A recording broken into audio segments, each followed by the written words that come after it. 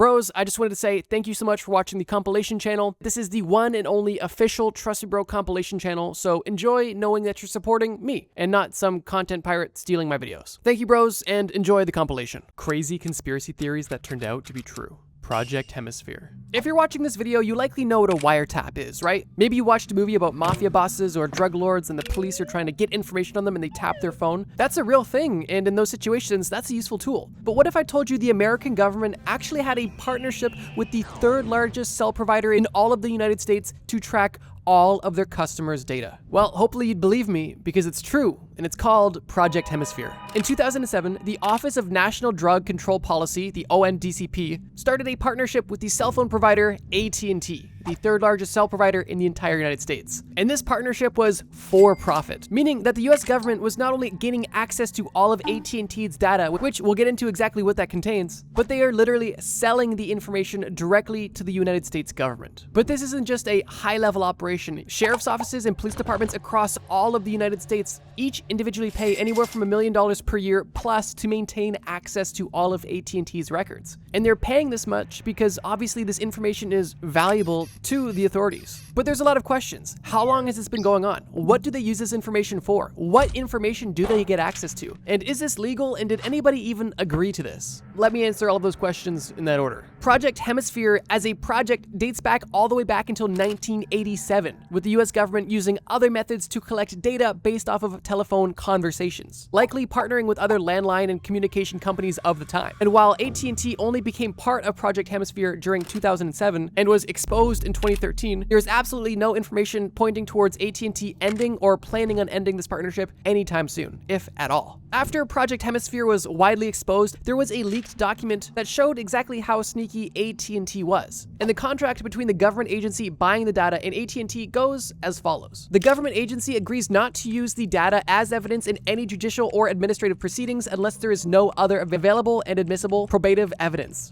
The government agency shall make every effort to ensure the information provided by the contractor is non-attributable to AT&T if the data is provided to a third party. That is a direct quote, and also just a small snippet of part of the contract between these government agencies and AT&T. And what it basically says is, you didn't buy this from us and you don't even know where this came from. They essentially wanted to separate the AT&T brand as much as possible from the data that they were selling to the government. And while Project Hemisphere is still technically officially secret, all information used in court filings, case reports, and other documents involving Project Hemisphere are cited as information obtained from an AT&T subpoena, which on paper made it look like the government forced AT&T to give up the data on this one specific situation, but in reality, they were paying for it all along. And AT&T was more than willing to not only give access to their data, but to sell everybody's data to any government agency that was willing to pay. Now, what exactly did the government want to use this data for? In 2013, after Project Hemisphere was officially exposed, different law enforcement agencies made it seem like they were only using this to specifically find people that were involved in high-level drug-related activities. But through some of the available information during the initial expose in 2013, it was proven that they were also looking into other non-drug related crimes, such as bomb threats, impersonating military generals, organized crime, and other crimes of the sort. But they were all crime related. Now the question remains, what do they even have access to? What data is AT&T collecting, storing, and selling? And the simple answer is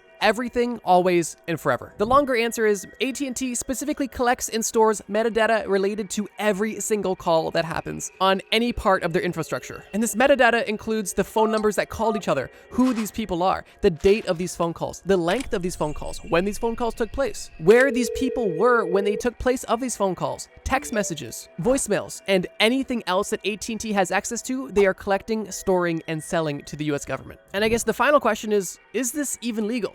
And that's where we are today. As I mentioned, this project is still technically officially secret, although at this point, it's not a secret at all. And with this information being known and well exposed and relatively well discussed, there is significant legal and privacy concerns surrounding this entire operation. But nothing is formally being done. And I'm not a lawyer, so I don't know if this is legal or not. But even if it's not, it's going to take a lot of force to make anything change. In November of 2023, U.S. Senator Ronald Lee Wyden addressed the U.S. General Attorney Merrick Garland and called for the release of additional information regarding Project Hemisphere. And in this letter from this U.S. Senator, he expressed his massive concern for the legality of this operation that was currently ongoing, and how they were able to conduct such extensive searches of domestic phone records without any need for a warrant. Which is true. Like I said, if you are using AT&T, right now, any government agency that is currently paying for access to the database can access anything you've ever done on the AT&T ecosystem. Calls, texts, voicemails, anything. And as of the legality, people are definitely curious and concerned, but nothing's being done as of yet. So this conspiracy is still ongoing and developing, so maybe in a future episode I'll follow up. I think in this day and age, it's pretty well assumed that the government has access to any piece of information they could possibly ever want or need. And even if they don't have direct access to it, they could get it relatively quickly. And Project Hemisphere is just proof of that. And for some people, this may not seem shocking at all. Although in 2013, when this was first exposed, I'm sure this was a rather alarming revelation. And on top of that, to discover that this has been going on since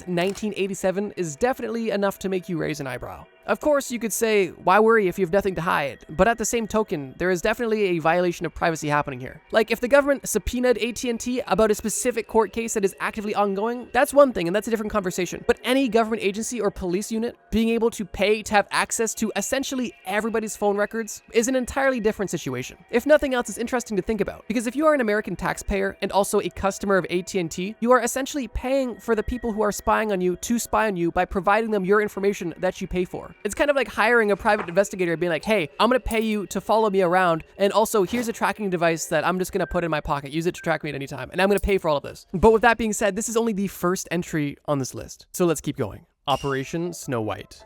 The Church of Scientology is likely the most famous cult in all of human history. They've got a massive headquarters in Los Angeles, not to mention their alleged 11,000 locations worldwide, a very wealthy, powerful, and influential member base, and likely one of the most controversial rises and existences in modern-day religion. In modern times, the Church of Scientology is known for being that place that Tom Cruise goes to and for helping skateboard YouTubers ruin their career. But did you also know that in the 1970s, the Church of Scientology carried out the largest infiltration of the US government in all of American history? Well, they did. And they did it successfully. But let me give a bit of background. The Church of Scientology was founded in 1952 by L. Ron Hubbard, a man who had just published a successful book and then lost the rights to it after a bankruptcy. Obviously, if you're an author who just had a wildly successful book and then somehow fumbled it all, of course you don't write another book, you start a religion. And in 1957, Scientology was granted tax exemption by the IRS because the IRS had officially recognized Scientology as a church. But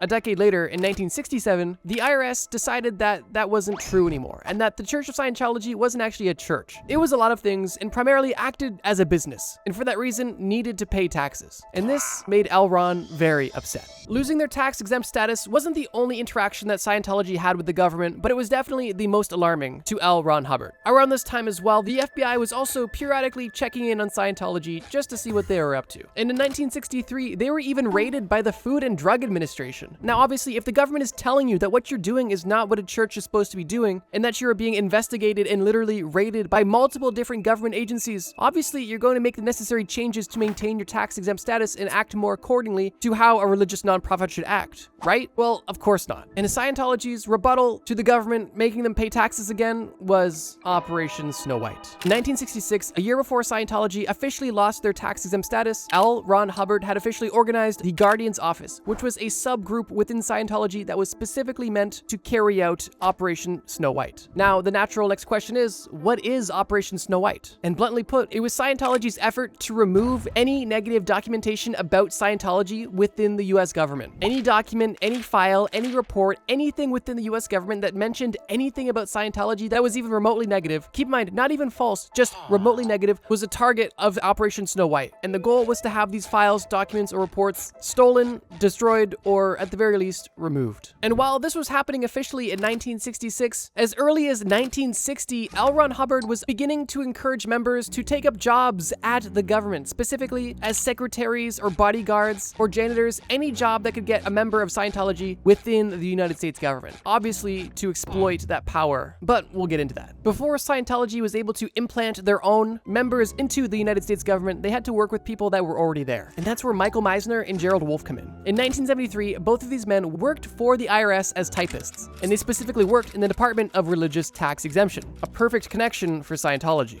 These men were infiltrated by Scientology and began making illegal copies to provide to Scientology to provide them with more information and context about how the system worked. But this quickly led to forgery and literal breaking and entering within the United States government offices. This relationship had been going on for years, and the infiltration of the United States government by the Church of Scientology was growing. And because of this, L. Ron Hubbard and Scientology as a whole was getting concerned that their in at the government could potentially turn on them. And because of this, the Church of Scientology kidnapped Michael Meisner and kept him in captivity, where he was literally imprisoned by the Church of Scientology to ensure that he would not rat on the Church of Scientology and spill the beans about Operation Snow White. After 3 months of captivity, Meisner was able to escape the Church of Scientology, contact the FBI, turn himself in, and tell them everything. And this breakthrough was catastrophic for the Church of Scientology, as it led to the biggest FBI raid in all of United States history, with 156 FBI agents raiding the Los Angeles Scientology office. And during this raid, they found everything that they were looking for. Stolen documents, forged documents, fake passports, fake IDs, fake FBI IDs, fake security badges, lock-picking tools, wiretaps, plans, internal documents, basically everything they needed to prove not only the existence, but the step-by-step plan and execution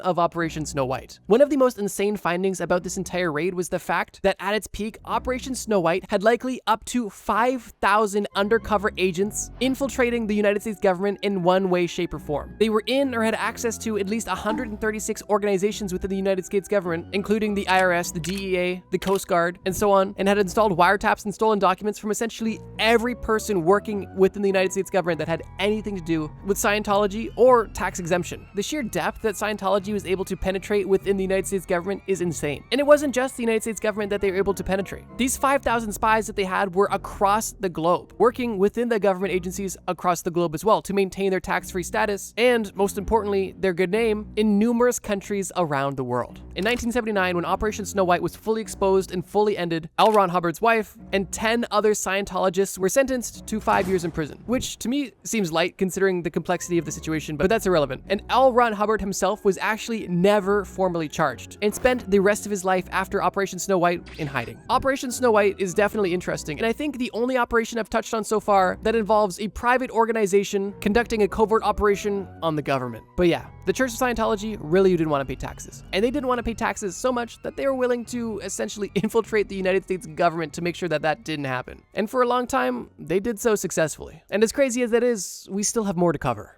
The Zimmerman telegram. There's no doubt that in modern times, the United States and Mexican border definitely have some tension. And the history of this tension goes back all the way into the 1800s, when Mexico lost a significant amount of land to the United States, specifically Texas, Arizona, and New Mexico, which Mexico had lost to the United States in the Mexican-American War from 1846 to 1848. Following that war, Mexican and American tensions were understandably at an all-time high, and these tensions from the mid-1800s bled into the early 1900s. And it was during the early 1900s when an opportunistic Germany had an idea. In 1917, Arthur Zimmermann, the German foreign minister, sent a secret diplomatic message directly to the German ambassador in Mexico and the Mexican president. And this secret telegram was short, concise, and if left unfound, would have changed the course of history forever. And I'll explain what I mean by if left unfound. But the telegram went as follows. We make Mexico a proposal of alliance on the following basis. We make war together, we make peace together. And the telegram included some more information, but this was the most significant sentence in the entire telegram. Previous to this telegram being sent, German officials had been spending time in Mexico, building a relationship and bonding with Mexico over their disdain and distrust for America. In Germany's eyes, this gave the two countries not only something in common, but also a common enemy. And even if Mexico didn't really trust or like Germany, Germany at least knew that Mexico didn't trust or like the United States, and they could use that. Hence, this proposal. The proposal specifically wanted Mexico to invade the United States. Obviously, Germany would be joining and supporting them in this invasion, and through this invasion, Germany promised Mexico that if they were successful, Germany would give Mexico all of their lost land back. Texas, Arizona, and New Mexico would all be Mexican land again if they were willing to help Germany invade United States soil. Now, Germany didn't necessarily want to just take over the United States, but they did want to distract them because World War I was brewing in Europe, and the last thing that Germany wanted was America getting involved on European soil. They had enough to deal with. So they figured if Mexico could distract America, Germany could focus on Europe. However, there's a reason why this never happened, and it's not because Mexico didn't want to. Truthfully, we don't know whether they wanted to or not, because they never got the opportunity to execute on this plan. This specific telegram that was sent from Germany to Mexico was intercepted by British intelligence, as they had been monitoring all of Germany's communications for this specific reason. And at first, it was reported that the British government didn't exactly know what to do about this information, because although they wanted to inform the United States about this plan as soon as possible, they also didn't want to give up too early the fact that they were spying on the German communications, because that would obviously cut off their supply of communication and lessen their intelligence, which obviously was not strategic. And after only a few weeks of planning a methodical way of releasing this information without giving up their secrets, the cat was out of the bag. And in February of 1917, the United States public was made aware of the Zimmermann telegraph. This information changed the course of history, because during this time, the American people had largely supported neutrality within this war. But once it was abundantly clear that America was a direct target of Germany, the American people definitely saw the situation over in Europe much differently. And with growing public pressure from the telegram being leaked and Germany continuing to use unrestricted submarine warfare, the president at the time, Woodrow Wilson, decided to declare war on Germany in April of 1917, officially getting the United States involved in World War I. So yeah, the Zimmermann telegram is a crazy story for multiple reasons. Firstly, because Germany just had such a devious plan to attack and distract the United States using Mexico as a proxy, and also the fact that one telegram being intercepted by British intelligence literally changed the course of history by preventing this attack and also getting the United States involved in World War I. And it's also a bit ironic too, because the entire reason for the Zimmermann telegram was to keep the United States out of World War I happening over in Europe. And because of this interception and this proposed attack directly on the United States, it backfired on Germany completely and got the United States directly involved in the war. To me, this is such an interesting piece of history, and it was something I knew nothing about in regards to World War I. And for that reason, I knew I had to add it to this list. But if you can believe it, we've still got more ground to cover. So let's keep moving. The US government helping Saddam Hussein. When you hear the name Saddam Hussein, the first thing you probably think is public enemy of the United States, not necessarily ally of the United States. However, both of those statements are technically true, depending on the time frame. During the 1990s and 2000s, there is no doubt that Saddam Hussein was an enemy and a target of the United States government. And there's a lot of reasons for that. But did you know that before he became such this large public enemy, the US government was actually directly supporting Saddam Hussein during the Iran-Iraq war from 1980 to 1988? To be very clear, they weren't necessarily on good terms, but it was definitely a situation of an enemy of my enemy is my friend. During the late 70s and early 80s, the US government viewed Saddam's regime as beneficial pushback to Iran's growing influence after the 1979 Iranian Revolution, which literally overthrew the US-backed Shah and replaced him with an anti-American Islamic government. Once again, we're talking about another situation where a government is taking advantage of another country's political unease. Iran and Iraq were at war, and the US was definitely not happy with Iran because they had literally just had their US-backed government overthrown by an anti-American government, and for that reason, US was rather keen to help Iraq defeat Iran, even if they weren't necessarily friends. One of the biggest aids provided to Iraq by the United States government was satellite imagery. The United States had satellite imagery of Iran's military building up specific military bases that were near and likely to invade vulnerable or unprotected parts of Iraq. But the US government didn't only just provide Iraq with military intelligence and satellite images. They also provided weapons and materials that were used to develop chemical weapons. Chemical weapons that Saddam used against Iranian troops and even civilians. Now, a different conspiracy within this conspiracy was whether or not the American government knew that Iraq was using the materials provided by the United States government to create chemical weapons. That was until declassified documents revealed that the US government were well aware that Iraq was committing war crimes via the materials they were providing them, but decided that they were just going to ignore the war crimes because Saddam at this point was being a useful ally by attacking and fighting Iran. But everything began to change in 1990 after the Iran-Iraq war, because in 1990, Saddam Hussein decided to invade Kuwait, which directly threatened the US, specifically through their oil interests that they had in the Persian Gulf at the time. This attack almost instantly made the US government shift its stance on Iraq and Saddam Hussein, and they began to label him a dictator who needed to be removed. And a year later, in 1991, the Gulf War began. And in 2003, after a decade of sanctions, the US invaded Iraq and executed Saddam Hussein. And just goes to show that just because you and someone else have a common enemy doesn't necessarily mean that you guys are on the same page. And the same weapons that the US government provided to Iraq to fight Iran were also used to fight Kuwait, which directly negatively impacted the US government. And obviously, in this situation, the US was fine with war crimes as long as you're on their side. But if you're gonna mess up their oil connections, you're gonna have a serious problem. For some of my older viewers, this may or may not be news to you. However, for a majority of my younger following, or for people who didn't have the full story about this entire conflict, I thought that this tidbit about America helping Saddam Hussein was definitely an interesting piece of American history. And yet, we're still not done yet. Before we get to the last entry in this list, I just need to say, if you guys are enjoying the series about crazy conspiracy theories that turned out to be true, please leave a like or leave a comment letting me know that you want me to continue this series. Ironically, some of your guys' favorite videos are some of YouTube's least favorites, specifically the conspiracy and drug series. However, I will continue to make them as long as you guys continue to support and want them. My ultimate goal is to give you guys exactly what you want, and as long as I know that you guys want this content, I'll continue to make it for you. Your guys' support really means a lot, and I take your feedback seriously. But with that being said, let's get to the final entry on this list. Walt Disney working for the FBI. Walt Disney is one of the most famous people of all time, and there is a ton of conspiracies surrounding Walt Disney. And I think we've even discussed the whole him freezing his body thing in a different video. But this true conspiracy actually has nothing to do with that, and has everything to do with his involvement with the FBI, which to this day still is one of the more secret and ominous things about his personal life. When discussing the thoughts, opinions, or beliefs of Walt Disney, there's a lot to bring up, and a lot of assumption and skepticism. But one thing that was absolutely confirmed was Walt Disney's absolute disdain for communism and anything that was anti-capitalist. Coincidentally, during this time, the US government had the exact same thought, and this was prompted by the Red Scare, which was essentially the government's fear of communist ideals or beliefs or influence gaining popularity or taking place on American soil. And because Walt Disney and the United States government were both on the same page and both extremely powerful, in the 1950s, they decided to form a partnership. Walt Disney specifically acted as a confidential informant for the FBI, and his role was interesting to say the least. Now I have to make a distinction here because this video is conspiracy theories that turned out to be true. So I kind of have to separate fact versus, well, still conspiracy based off of information that are not yet proven yet. So let me quickly give you everything that is certifiably true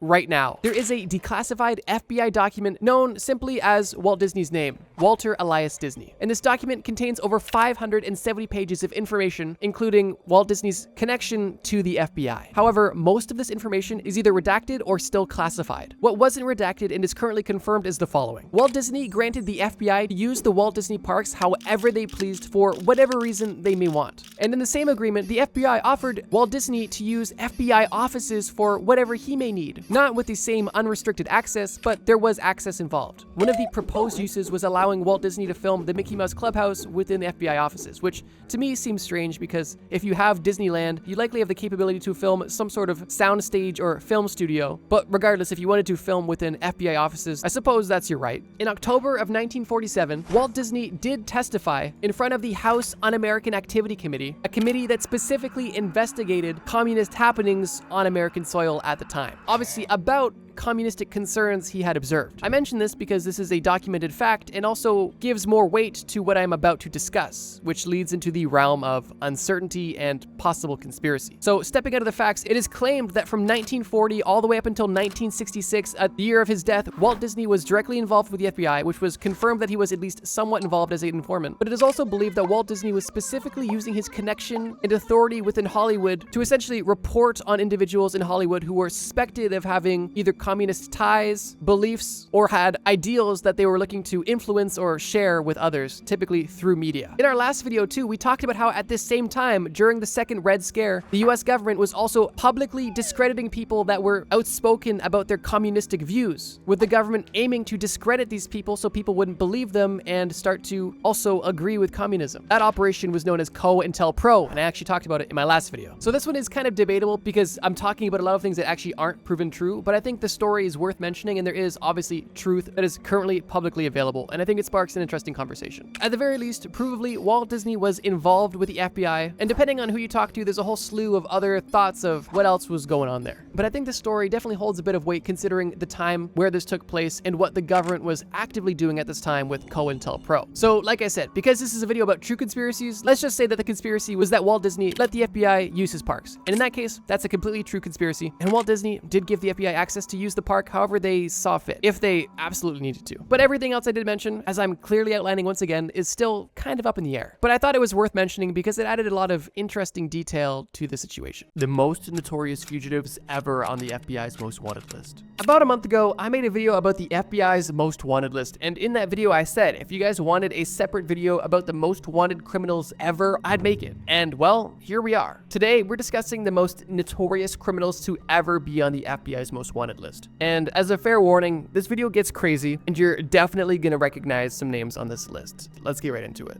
Thomas James Holden. I knew I had to put James at the very beginning of this list, well, because it was symbolic. Thomas James Holden was the first criminal ever to be on the FBI's most wanted list, and is very likely one of the reasons why this list was even invented in the first place. Thomas was a career criminal and started his life of crime long before the FBI's most wanted list was even established. In 1926, James Holden and his partner, Francis Keating, led the Holden-Keating gang. This gang specifically specialized in committing robberies. And they weren't your old-timey purse snatcher. They were robbing banks, hijacking trucks full of money, and even held up trains, among other things. Although this gang's reign of terror didn't last long, as 2 years later, in 1928, Holden and his partner were sentenced to 25 years in prison. Although after only serving 2 years, he escaped from prison and immediately started a new gang, where once again, his career continued, and he was robbing trains, buses, and banks up until 1931 when he was captured again. After his capture in 1931, Holden served time in Alcatraz and was later paroled in 1947. But of course, that's not where the story ends. In 1949, 2 years after being released from prison, Holden murdered not only his wife, but also 2 of her relatives during a domestic dispute. After committing these murders, he fled the state, and it was this horrific crime that earned him a spot on the first ever FBI's 10 most wanted fugitives list, which was officially released a year later in 1950. Holden was caught only a year later in Oregon, working a normal job and using a fake name. And after his trial, he was convicted of murder later that year. Holden died only a few years later while in prison. James was undoubtedly a horrible person, but I find this story interesting because his life of crime started long before the FBI's most wanted list. And it was partly his actions along with the actions of other career criminals that inspired the FBI to make a most wanted list, to get support from the public. And immediately after this first list was published, its usefulness became instantly obvious, as it took less than a year for the FBI to find Holden after murdering his wife and 2 other men. So yeah, Holden was the first man ever on the FBI's most wanted list, and for that reason, I knew I had to put him on this list, and I figured, why not put him first? Quick note that this video is in no specific order. I'm not ranking these people. None of these criminals are better or worse than each other. I'm not going to incentivize that. These people don't deserve that. All of these people are horrible and have done horrible things. But yeah, let's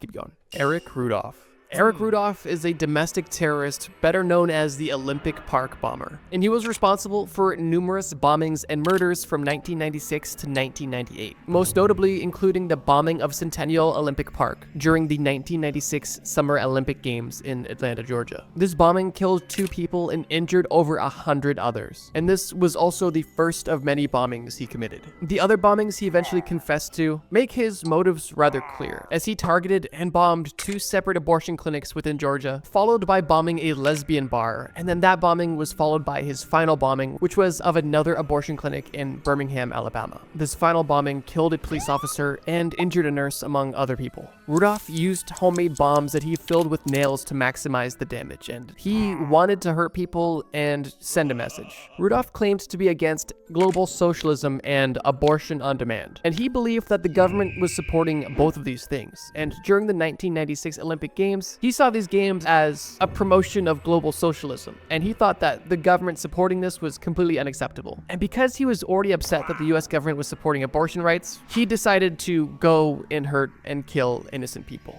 What a lunatic. In 2005, Rudolph pled guilty to multiple homicide charges and actually received 4 consecutive life sentences as a part of a plea bargain. Yeah, that was his plea deal, 4 consecutive life sentences. However, this plea bargain did allow him to avoid the death sentence, which, I mean, I'll let you form your opinion on how you feel about that. Regardless, he is currently incarcerated at the ADX Florence Supermax prison in Colorado, and is also one of the most notorious criminals ever on the FBI's most wanted list. Ted Bundy. Bundy is a name that I would bet money you've heard before, and I've even talked about him numerous times on this channel, so I'm gonna keep this segment a bit brief. But I did want to toss out Ted Bundy early in this list because I figured some of you guys would be looking for names you'd recognize, so here's one. And don't worry, there's more later in the list you'll definitely recognize. Back to Ted. Ted is undoubtedly one of the most notorious serial killers of all time, and also one of the most notorious people to ever be on the FBI's most wanted list. Bundy is responsible for the abduction, sexual assault, and murder of at least least 30 young women and girls during the 1970s, and his crimes happened all across the United States of America. Bundy's typical methods of luring his victim would be by pretending to be injured or disabled, or by pretending to be an authority figure, such as a police officer. And typically what he would do once he has people's attention and trust is he would lure these young women to his car under the guise of requiring some help putting something in the trunk, typically. At that point, he would bludgeon these women unconscious and then put them in his vehicle, and then what he did from that point is just diabolical.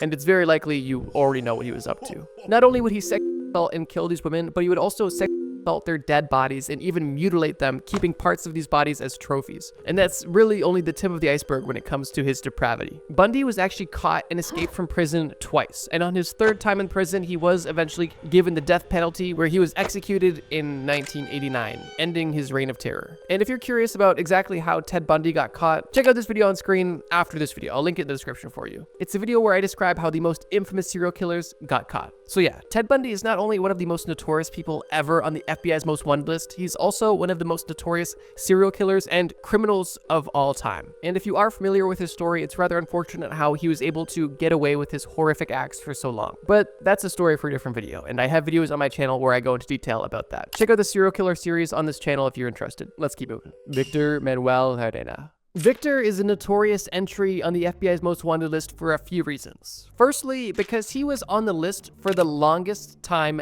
ever. Like, more than anybody. Like, nobody spent more time than him on the list. So I'm assuming he was pretty good at hide and seek as a kid. But seriously, jokes aside, he spent over 32 years on the list as a most wanted fugitive and was not captured ever. The only reason that he was removed from the list on December 15th, 2016 is more or less because he no longer met the requirements, which really means they decided that other criminals were more worth pursuing and having on the list. Victor was officially added to the list on May 14th, 1984, and the reason that he was added to this list was for a crime that also makes him a notable entry on the FBI's most wanted list as a whole, because he is associated with one of the largest cash robberies in US history. On September 12th, 1983, while working for Wells Fargo, Victor plotted and conducted a theft of over $7 million cash from a Wells Fargo armored car facility in Connecticut, which is just an absolutely insane feat, and adjusted for inflation, it only gets crazier. In today's money, he stole the equivalent of roughly $19 million cash. After this robbery, it is believed that he was smuggled to Mexico, and it is believed that he is now somewhere in Cuba. So yeah, Victor is on this list for a few reasons. The insane heist he pulled off, the fact that he was able to not only escape the police, but also the country, and the fact that he was able to not be caught for over 32 years while being a most wanted criminal is absolutely insane. It's a bit of a nice palate cleanse to be able to discuss a bank robbery instead of some of the other things we've discussed and will continue to discuss, because unsurprisingly, the most wanted of the most wanted are a depraved bunch. And with that, let's get to our next entry. Ramzi Youssef.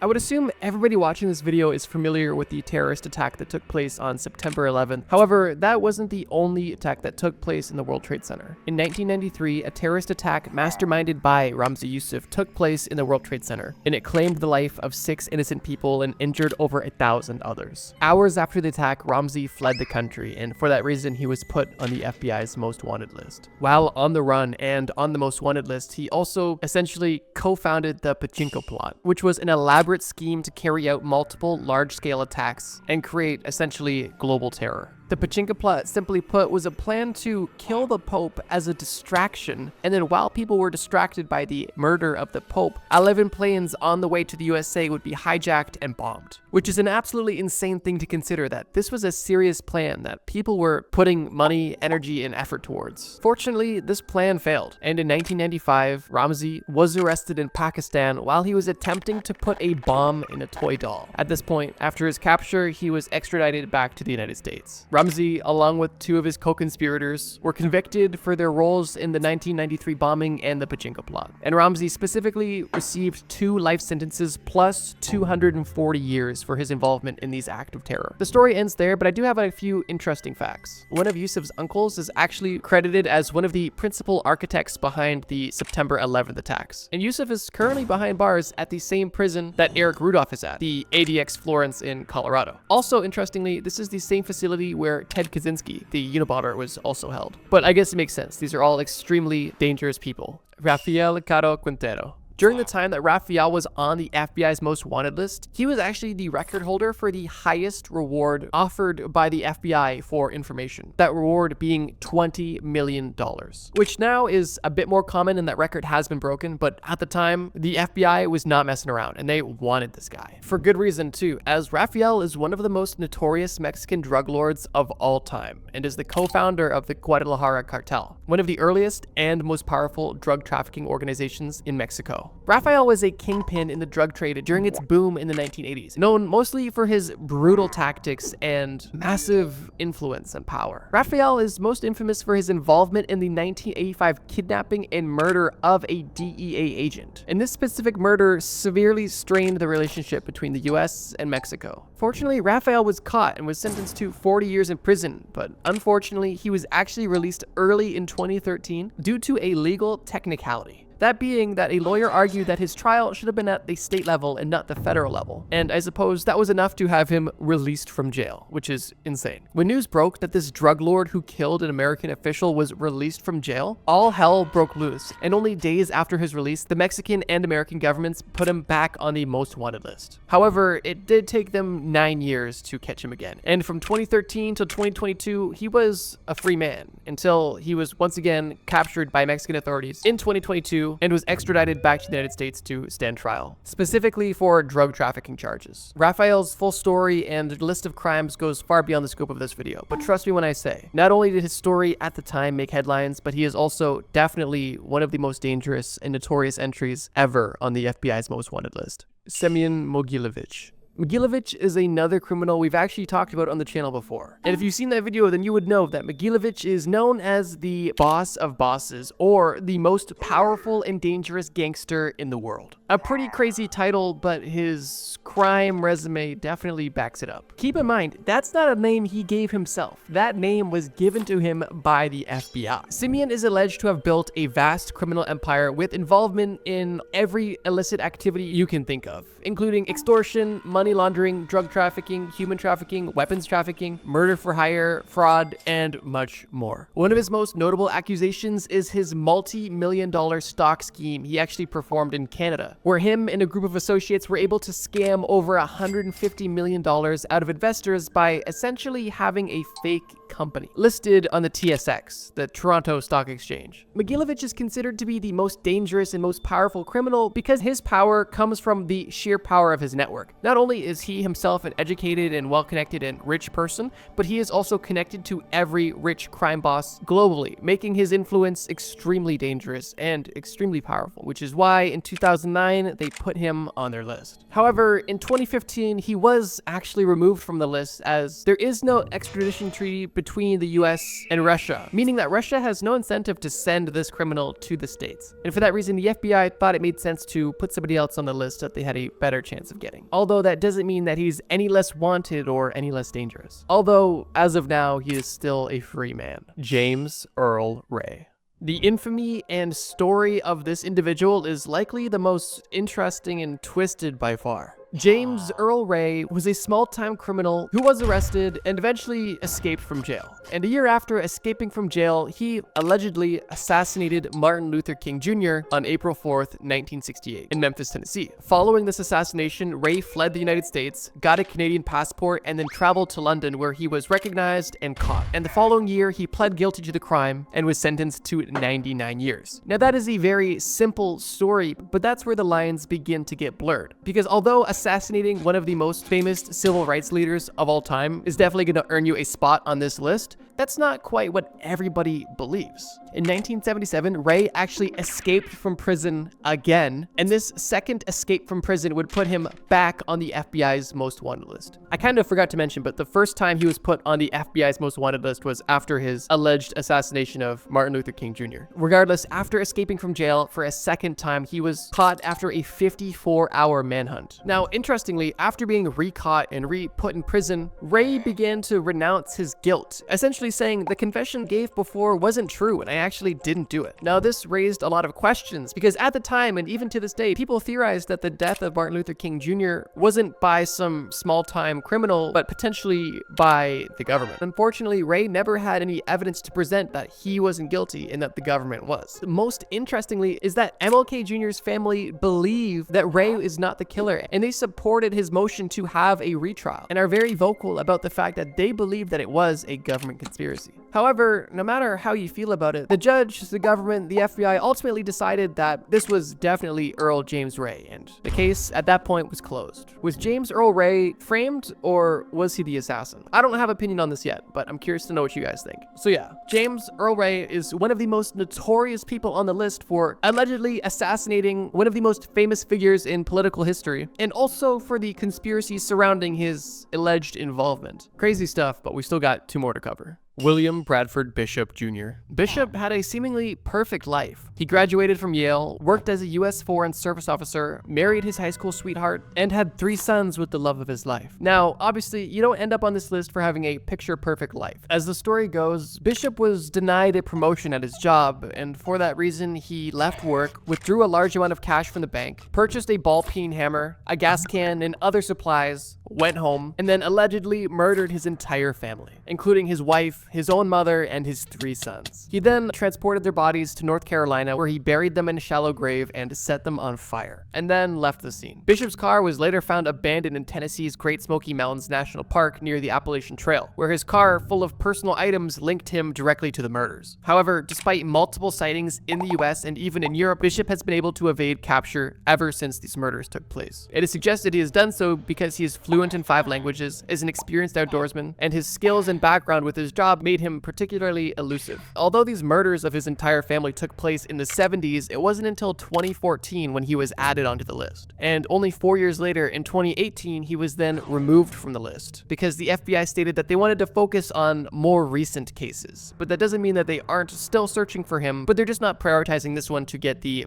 most wanted list exposure. To this day, Bishop could still be alive, and at this point would be 89 years old. And it is rather unfortunate how he was never able to be brought to justice, and I find it a bit odd that he was added to the most wanted list so far after he committed such heinous activities and essentially got away with it. But regardless of timeliness, he was an entry on the FBI's most wanted list, and a very notorious one at that. Now, let's get into the final entry on this list. Osama bin Laden. While this video isn't in any particular ranking, I figured it made sense to put Osama last, as he is likely by far the most recognizable person on this entire list. Osama definitely didn't need the help of the FBI's most wanted list to gain notoriety, although it did help bring awareness about this terrifying individual. Osama bin Laden is the founder of Al-Qaeda, a militant organization responsible for numerous terrorist attacks, most famously including the September 11th attacks that killed nearly 3,000 people. And while that attack is how most people are aware of Osama bin Laden, his criminal history, and even his time spent on the FBI's most wanted list far predate the September 11th attacks. Osama was actually on the FBI's most wanted list as early as 1993, mostly because of his involvement in Al-Qaeda and the numerous terror attacks that they were committing, one of which being the Mogadishu bombing, in which Somali rebels trained by bin Laden and his partners killed 18 American servicemen. That same year, Osama was also tied to the first attack on the World Trade Center, the one that we discussed previously that was primarily masterminded by Yusuf. His ties to that attack and the Mogadishu bombing were more than enough to land him a spot on the most wanted list. But that's obviously not where the story ends. 2 years later, in 1995, he attempted to have the Egyptian president murdered, and in 1996, he bombed a US Air Force complex in Saudi Arabia. And then in 1998, over 200 people died as a result of bombings in the US embassies in both Kenya and Tanzania, both of which Al-Qaeda took credit for, which means that they were directly linked to bin Laden himself. And of course, most famously, on September 11th, 2001, bin Laden was tied to an attack that not only made him one of the most wanted people by the FBI, but one of the most wanted and most known criminals in the entire world. And following that attack, the FBI put a $25 million reward on any information that would lead to the capture of Osama. From 2001 until 2011, Osama was able to live freely, although in hiding, until May 1st of 2011, when SEAL Team 6 stormed his compound and ended his reign of terror for good.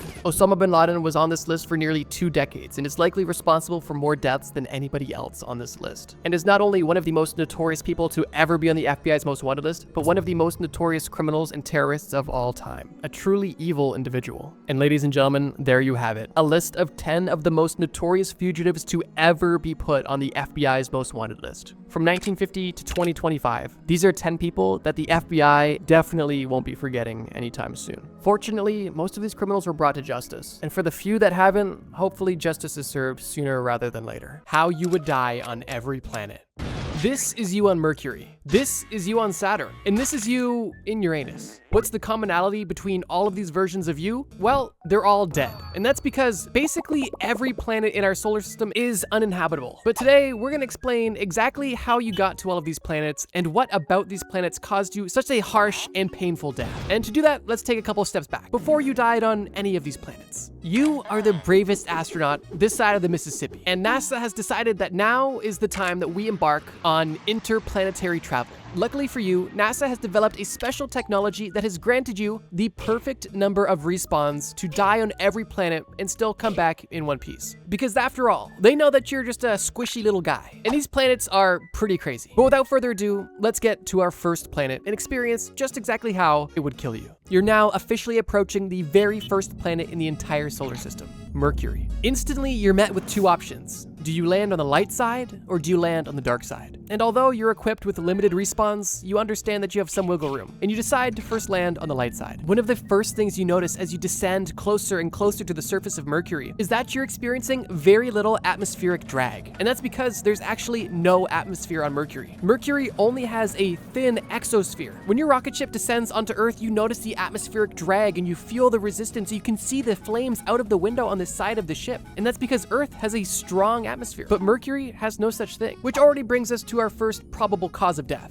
which is a hard impact. Your spaceship isn't equipped for such a thin atmosphere, and for that reason, your landing is extra harsh. Although, miraculously, you and your ship survive. And you're now on the surface of Mercury. And before you even step out of your ship, you notice that the surface is bumpy and mountainous, and that's due to this lack of atmosphere. Just like how your ship experienced no atmospheric drag, meteorites don't either, meaning that they don't burn up when they enter the planet's exosphere. They keep going until they impact the ground hard, making the surface of Mercury look like an abandoned war zone. Regardless, you press the button, open the door, and you step foot onto the surface of Mercury. And within seconds, the spacesuit that your life depends on fails and begins to melt. The pressure that your spacesuit maintains to keep oxygen in the suit is gone due to burn holes that have appeared throughout the suit. And now you and your spacesuit are melting on the surface of Mercury, and before you're even able to gasp for air, your skin is boiling, your organs are shutting down, and you are dead before you can even asphyxiate from the lack of oxygen. That was probably quicker than you thought, but that's just the harsh reality of the light side of Mercury. Because Mercury has no atmosphere and a very thin exosphere, you are directly exposed to the harsh sun in full effect. And what that looks like, at least for the warm side of the planet, is temperatures approaching 427 degrees Celsius, which, like I mentioned, is enough to essentially cook you in seconds. But it doesn't just stop there, because not only does the lack of atmosphere not protect you from the sun's heat and radiation, but the lack of atmospheric pressure also means that the boiling point of water is significantly lower, which means that not only would all of your organs fail due to the sheer heat your body is experiencing, but also all of your bodily fluids would almost instantly evaporate. So yeah, the light side of Mercury is nothing to mess with, and the sheer unprotected exposure to the sun would kill, vaporize, and melt you in a matter of seconds. And even if it didn't, even if you were the most heat-resistant person in the world, there's also no oxygen, which kind of just seems like a cliff note at this point, but it is true, there's still no oxygen, even if you could survive this heat. You've respawned safely in your spaceship, and you've decided that you're just gonna wait for night to come to you. And you wait 1 hour, 8 hours, 24 hours, 48 hours, 72 hours. And at this point, you're curious if night's ever going to come. And the reality is, it likely won't come for a long time. And that's because Mercury rotates extremely slow, meaning that 1 day on Mercury is actually 176 days on Earth. So instead of waiting a half year for nighttime to come, you decide to fly your ship to the dark side of Mercury to see if that's any more inhabitable. Your ship lands and it's dark, although the lights on your ship and the distant glimmer of stars is enough to illuminate the surface of the planet for you to kind of walk around. You press the button, open the ship door, and take your first steps onto the surface of Mercury during nighttime. Instantly, you're relieved that you're not melting or having your blood boil, but you're now realizing what you are dealing with: a severe lack of heat. The nighttime temperatures on Mercury can get as low as negative 180 degrees Celsius, which may seem strange because this planet is the closest to the sun, but due to the lack of atmosphere, Mercury is very poorly insulated and not able to maintain and spread this heat across the planet, leaving you with almost only two extremes. After spending a few seconds on the surface, you realize that your spacesuit is once again not equipped for the sheer lack of heat, and you notice the cold to begin to penetrate your suit and cause severe internal damage. Your visor is instantly fogged up from your breath. Your nose, fingers, and toes are instantly turned numb and turning black with frostbite. At a molecular level, ice crystals are forming inside of your cells, causing internal damage, and your body is beginning to shut down. You can try to move around all you want to try to generate more body heat, but it's simply not going to work. And even if your spacesuit is able to maintain pressure and give you oxygen, within a few minutes, hypothermia will set in and you will be dead. You once again respawn in your ship and realize that there is a third option for landing, a potential Goldilocks zone. You notice that the daytime is too harsh and the nighttime is too harsh. However, there is a strip in the middle of the planet where night meets day, and you decide to land there. Scientifically, and this is real, this area is known as the Terminator Zone, and it's the most moderate place on the entire planet, which is kind of ironic. Regardless, you fly to the Terminator Zone, you land, and you step out of the ship.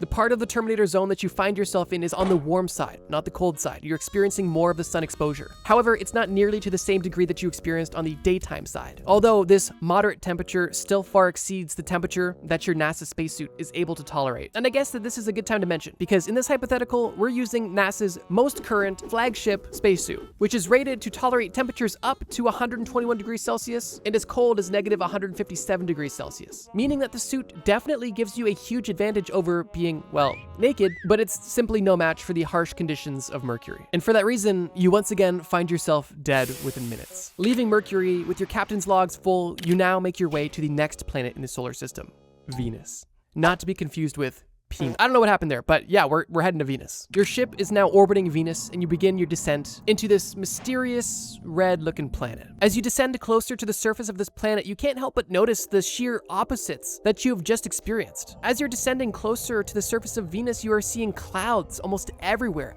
Thick clouds at that. It's almost like a dark fog, and the closer you get to the surface of Venus, the darker things have become, which in contrast to Mercury is total night and day, because Mercury had no atmosphere, meaning no clouds, no air resistance, nothing. Venus, on the other hand, has an abundance of air pressure, meaning that your landing is relatively easy and light. But the pleasantries of Venus are about to end. Your ship gently lands on the surface and almost instantly begins to make creaking noises. These are noises you haven't yet heard from your ship, but you continue on. You press the button, open the bay door, and step onto the surface of Venus, where you're met with familiar and extremely unfamiliar problems. The first familiar problem is the extreme heat. The surface of Venus is actually hotter than the surface of Mercury, reaching temperatures of 464 degrees Celsius, which is hot enough to melt lead. And because of this, like on Mercury, the integrity of your suit is compromised, you have lost all air, your skin is melting, your liquids are evaporating, and you are dead within seconds. But let's just say, hypothetically, if your suit was able to handle this amount of heat, well, you wouldn't last much longer at all. And that's because Venus has a very unique atmosphere. Atmospheric pressure is sometimes calculated in bar. And for example, on Earth at sea level, the atmospheric pressure is 1 bar. If you've ever seen a watch that's waterproof, it might say 5 bar or something along those lines, and that just means it can tolerate higher pressure from being underwater. Well, the atmospheric pressure on Venus is 92 bar, meaning that its atmosphere is 92 times denser than Earth's. So even though Venus is a similar size to Earth and the gravity you would experience on this planet is relatively similar, because of the sheer atmospheric pressure, as soon as you step foot on this planet, your body would almost instantly collapse. This amount of atmospheric pressure is almost equivalent to being 1.6 kilometers under the ocean. But not only would movement be extremely hard and your body would even struggle to stand, but the sheer amount of pressure would also instantly rupture your eardrums and force all of the air out of your lungs. And if those things for some reason didn't kill you, the collapsing of all of your blood vessels definitely would. And as your dead body lays on the surface of Venus, it begins to rain. But this rain isn't any regular rain. This rain from the clouds that you saw is sulfuric acid, which at this point is basically just adding insult to injury. Because not only does your body essentially instantly vaporize, but it's also crushed and then melted by the acidic rain and fog that exists almost everywhere on this hellish planet. There's no Goldilocks zone or Terminator zone or good zone on Venus. It's all a thick fog of acid, extreme heat, extreme pressure, and it's extremely not fun. You respawn on your ship moments before the structural integrity of that collapses, and you begin your journey to your next planet.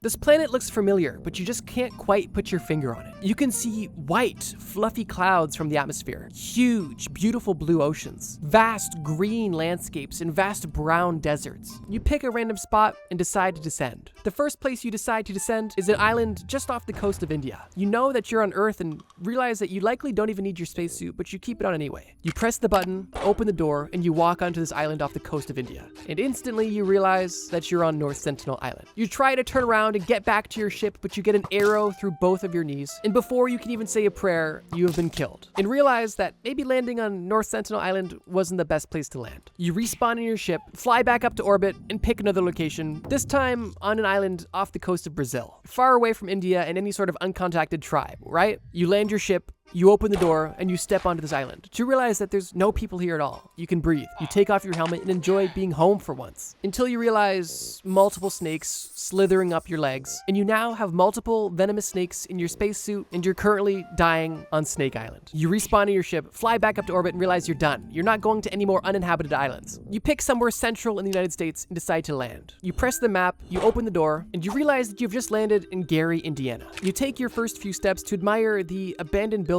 But before you know it, your spaceship is being stolen and sold for drugs, your space boots are being stolen off your feet, and you've just been stabbed for wearing a fancy-looking spacesuit. You lasted a noble 20 seconds. Obviously, I'm just being satirical here. There's more ways you could die on Earth than I could ever possibly mention. Although, if you did want to watch a couple videos about how you could die on Earth, there's a lot of videos on my channel that go into detail about that. You respawn in your spaceship, take a deep breath, and prepare for your next planet. You're approaching Mars, and already you're kind of scarred from red-looking planets, but you know that this planet is different, and you're excited to see how different this planet really is. You orbit the planet, and then begin your descent to the surface of Mars. Upon your descent, you're pleased to see that there is no sulfuric acid clouds or rain or gas anywhere, although you realize that's likely a result of the low atmospheric pressure that exists on Mars, and unfortunately, we now know the result of low atmospheric pressure. You have another harsh landing due to the lack of air resistance, and after the reddish dust settles from your impact, you open the door and take your first steps onto the surface of Mars. It's daytime, and you're pleasantly surprised because the temperature is extremely moderate. During the daytime, the temperature of Mars only gets to around 20 degrees Celsius, which is comfortable. Because of the distance that we now are from the sun, the temperature is not nearly as severe as it was on Mercury. However, there is still a big difference with the lack of atmosphere, and it's kind of twofold.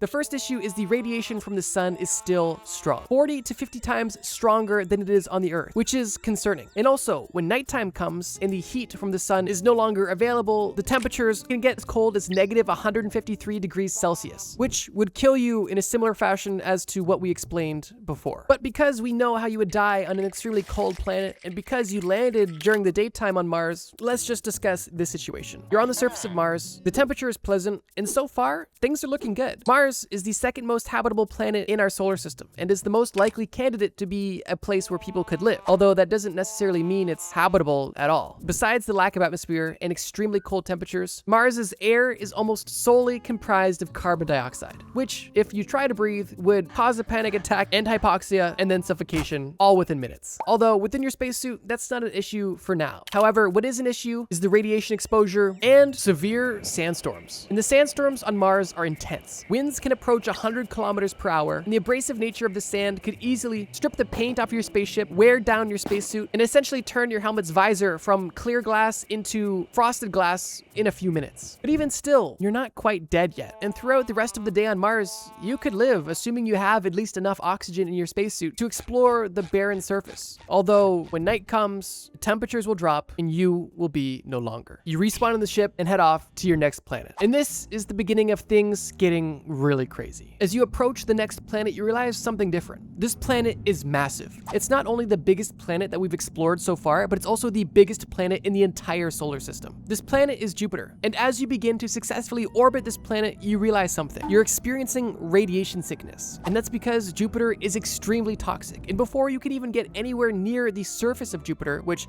we'll discuss that in a second, you are going to be feeling the effects of the extreme radiation that comes from this toxic planet. But assuming you and your suit are built different, you begin your descent into the planet of Jupiter. One of the first things that you're going to experience is the strange upper clouds. They're not made of sulfuric acid like on Venus. These clouds are lighter in color and composed of water vapor and ammonia. The temperature that we're already experiencing on the descent is already more than our suit can handle. But you're still in your ship and you're still safe for now. So you continue to descend. You notice things similar to Venus begin to get darker and darker, but more intensely than it did on Venus. And with that, you're also noticing that your ship is creaking, similar to what it did on Venus, meaning that the atmospheric pressure is getting intense. You would think that with Jupiter being so massive, its gravitational forces would be huge as well, but Jupiter's gravity is only about 2.4 times stronger than the gravity we experience here on Earth. As your descent continues and you're looking out the window, it's nearly pitch black and you can't see anything. Light isn't able to make it this deep onto the planet, and the pressure is getting intense. Even just 50 kilometers into the planet of Jupiter will have you experiencing pressure equivalent to around 1,000 bar. Keep in mind, the pressure on Venus was 92 bar. You're only 50 kilometers into Jupiter, and you're experiencing 1,000 bar pressure. Now, if you weren't in your indestructible ship, you would have frozen and been crushed into a ball long ago. But because you're in your ship, you're still continuing further. As the pressure increases and as you go deeper and deeper into the planet of Jupiter, one thing that you notice is peculiar is that it's no longer cold. It's actually hot, really hot. You notice that the temperature gauge on the outside of the ship is over 1,000 degrees Celsius, which, if you were exposed to, would instantly vaporize you. But because you're in your ship, you're still safe and still continuing deeper into the planet. At this point, you're struggling to decide when you can even get out of the ship and if you can at all. Because at this point, you've experienced extreme cold, extreme pressure, extreme heat, and now you're experiencing extreme storms with winds up to 400 kilometers per hour. And there's still no sign of any solid surface for you to land your ship on. You notice your ship reach something. It's not ground, but it's a liquidy surface, and it's good enough for you. You press the button, open the spaceship door, you step onto this surface of metallic hydrogen where your feet essentially get stuck and your body is instantly crushed and melted before you can even process what happened. Jupiter's a bit of a tough one because the deeper you go, the more hypothetical you get. And right now, the kind of going theory is that there is a core of metallic hydrogen and other heavy metals in liquid form, potentially surrounding a solid core, but also potentially not. The pressure and temperatures at the core of Jupiter are unimaginably intense. And in the instance of this experiment, this is as deep as you're gonna go, because your mission was to find out how you would die on Jupiter,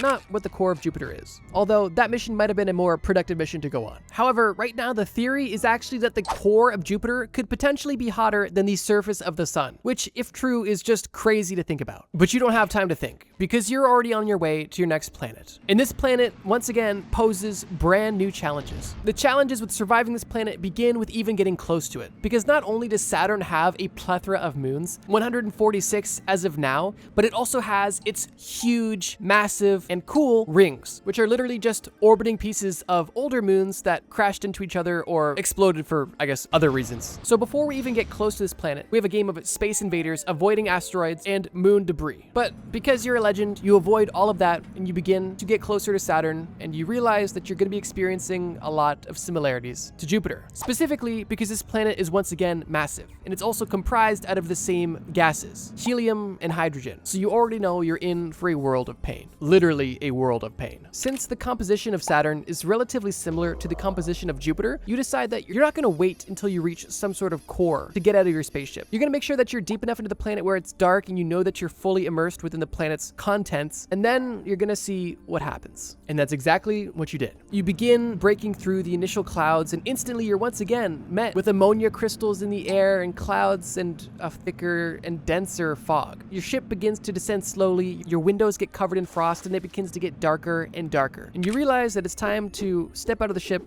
and see what happens. You press the button, the door opens, you step out, and you jump into the abyss. As soon as you step off of the ledge, you're not falling straight down. You are smacked by 1,800 km/h winds throwing you in multiple directions, as Saturn is experiencing consistent storms that would literally rip your body apart almost instantly. At this point, assuming you're extremely damaged but not killed, your body flying around and spinning out of control begins to fall deeper into Saturn. Already, the extreme cold is freezing you and killing you within your spacesuit, and the pressure is only getting more and more intense. But because on this particular day you were feeling extra resilient, you're able to survive these extremely cold temperatures and this wind and this intense pressure. You realize that the further you fall, once again, the warmer it gets. And the pressure only gets more and more bone crushing until soon enough, your body lands into this metallic liquid surface and your body is now literally a drop in the bucket. What used to be a human body in a spacesuit is now a vaporized liquid drop in an unbelievably hot core of a gas giant planet. You respawn in your ship. Fortunately, it's close to the surface. You exit this planet, make it through the minefield of moons and moon fragments once again, and you're out of the woods. You're no longer going into gas giants, but you're now getting into ice giants. And these planets aren't much better at all. And that's because they are still literally gas giants. They're not made of ice. They are just comprised of elements that are heavier than helium. And they are obviously extremely cold. Approaching the next planet in the first ice giant, you once again have to navigate a minefield of moon fragments. And once you've successfully navigated that, you are met with a beautiful sight. You look outside the window and bestow your eyes upon Uranus. Obviously, upon seeing it, the first thing you want to do is just get inside it. You need to penetrate Uranus to see what's inside, right? That's what this mission is all about. So before you could even orbit this planet, you simply begin to descend. And soon enough, you're penetrating the surface of Uranus. One of the first things that you notice is how dark it is at this part of the solar system. You are so far from the sun that even on the surface of Uranus, the surface level clouds, it is already pretty dark, and it's only gonna get darker the deeper you go. Upon penetrating Uranus, you're met with unbreathable and some toxic gases, with the majority of Uranus's atmosphere being comprised of hydrogen, helium, and methane, none of which are breathable for humans. But you've got your spacesuit on, and you're still in your ship, so you continue to dive deeper. It's not long before you notice the extreme cold, with temperatures already reaching negative 195 degrees Celsius, which, if you were outside, would be enough to almost instantly kill you. But you're still in your ship and still descending deeper into Uranus. And now you are getting into the heart of some of these storms happening on Uranus, with winds up to 900 kilometers per hour. Winds that could potentially be fatal and at the very least mess you up horribly. And as you continue to descend, it is extremely dark, the winds are horrible, and now your ship is being pelted. Initially by ice-like crystals, and the deeper you go, you notice that these aren't crystals anymore. These are fully formed diamonds being pelted at your spaceship at over 900 kilometers per hour, something you haven't seen up until now. And at this moment, you're inspired to get out. You still haven't met any sort of solid surface yet, but you park your ship by hovering it, you press the button, and step out. You step into a 900 kilometer per hour gust of wind, and instantly are pelted with another gust of wind carrying diamonds in the opposite direction, going again 900 kilometers per hour, having your entire body be penetrated by these diamond fragments. And while you are dying and bleeding out and asphyxiating due to all of the holes in your spacesuit, you begin to notice the immense pressure crushing your body smaller and smaller in the intense heat that now exists at this deeper level. Uranus is regarded as the coldest planet in the solar system, but at this point, near the core of the planet, it is extremely hot, and you are being crushed, melted, vaporized, and pelted with diamonds. A fate quite similar to the last few you experienced, although this one at least includes diamonds, which is cool. But I think at this point, it's safe to say, playing in Uranus can definitely get dangerous. You're back on your ship, safe, and you're happy to be out of Uranus. So you quickly head to the final planet on this list, the second and final ice giant, that being Neptune. Now, I'll be honest, Neptune is extremely similar to Uranus as far as composition and what exactly would happen if you were to experience this planet. And because I can't make as many puns with this planet, I'm gonna keep this one relatively brief. Assuming you penetrate the surface of Neptune and decide to park the ship there and simply jump into the void, you would experience extremely cold temperatures, followed by extreme winds, and then rising temperatures and rising pressure until you're pelted by, once again, diamond rain, and then disintegrated into the darkness and abyss that is the core of Neptune. A story similar to the previous planets, but no less severe. Your death on Neptune, while instant, would be horrible. You respawn on your ship, and before heading back to Earth, you realize that you still have one respawn left. And because this is Trust Me Bro, and we're always extra, we decide to head to the forgotten planet of our lifetime. The dwarf planet that still exists in our solar system, but is no longer recognized as an official planet, and that would be Pluto. One of the first ways you could die in regards to Pluto is dying of boredom, because Pluto is so damn far away. But because we have Instagram Reels, you're able to entertain yourself for the entirety of the trip, and you are now orbiting the dwarf planet that nobody loves. You make your descent onto the surface of this planet, and you can only help but notice how small it is. It almost reminds you of the moon. But as you look back towards the sun, you notice something you haven't seen before. The sun, at this point, almost looks like a star in the distance. Sure, you can tell it's the sun, but it's at this point exceedingly small. and much smaller than it was when you were on Mercury. And speaking of Mercury, you notice once again that Pluto has almost no atmosphere, meaning that your landing was rough and you are in for some extremely strange experiences. Being this far from the sun means that it's dark and cold all of the time. And this is something that at this point you're just prepared for. You hit the button and step into negative 229 degrees Celsius temperatures, a temperature that you may notice is actually colder than liquid nitrogen. And because the surface of this planet is colder than liquid nitrogen, you would essentially experience what it would feel like to jump into a pool of liquid nitrogen. Any liquid on or around your body would instantly be boiled, and your skin would feel like it's almost burning. We've reached temperatures so cold they feel hot once again. Your skin would freeze, and all of your flesh, including your muscles, your fat, your everything, begin to turn into a frigid, hard solid. Every cell in your body would die and turn black, and your dark, mummified body would essentially live on as a statue on the surface of Pluto, literally frozen in time. And my only hope for you would be that you left yourself in a funny position, if you even had time to get there. And with that, you use your last respawn, you get back in your ship, and you head back to Earth. You have multiple logbooks full of your experience being documented, and once you return to NASA and hand in this information, they regretfully inform you that they appreciate you going on this trip, but they actually just developed a drone that could have done all of this. And the worst part is, they actually developed it before you left. But because you seemed so excited about going, they didn't want to break your spirit, so they let you go anyway. But at least you got to play in Uranus. How to get rich in every time period. Not too long ago, I made a video about what it was like to be rich in every time period, and you guys really liked that video. In that video, I talked about the experiences and the lifestyle of wealthy people in every time period, and only briefly touched on how that wealth was typically acquired. But in this video, I wanted to provide some perspective on how wealth could be made and how you could get rich in every time period. Let's get started. The Stone Age. This segment is likely going to be the most wholesome on the entire list, and that's just because the Stone Age was a simpler time. Genuinely, not many things were required to be wealthy, and the concept of being rich or wealthy didn't even exist. In the Stone Age, simply surviving was hard enough. So if you miraculously survived childbirth and somehow survived the brutality of a Stone Age childhood, you were already essentially a billionaire. And everything even remotely close to wealth had to do directly with your survivability. That meant food, shelter, water, were your livelihood, and in turn, your wealth. So now that we understand that the modern concept of wealth simply doesn't apply here, what does wealth look like in the Stone Age, and how could you acquire it? Let's start from the beginning. Like I mentioned earlier, to be wealthy, you first need to be alive.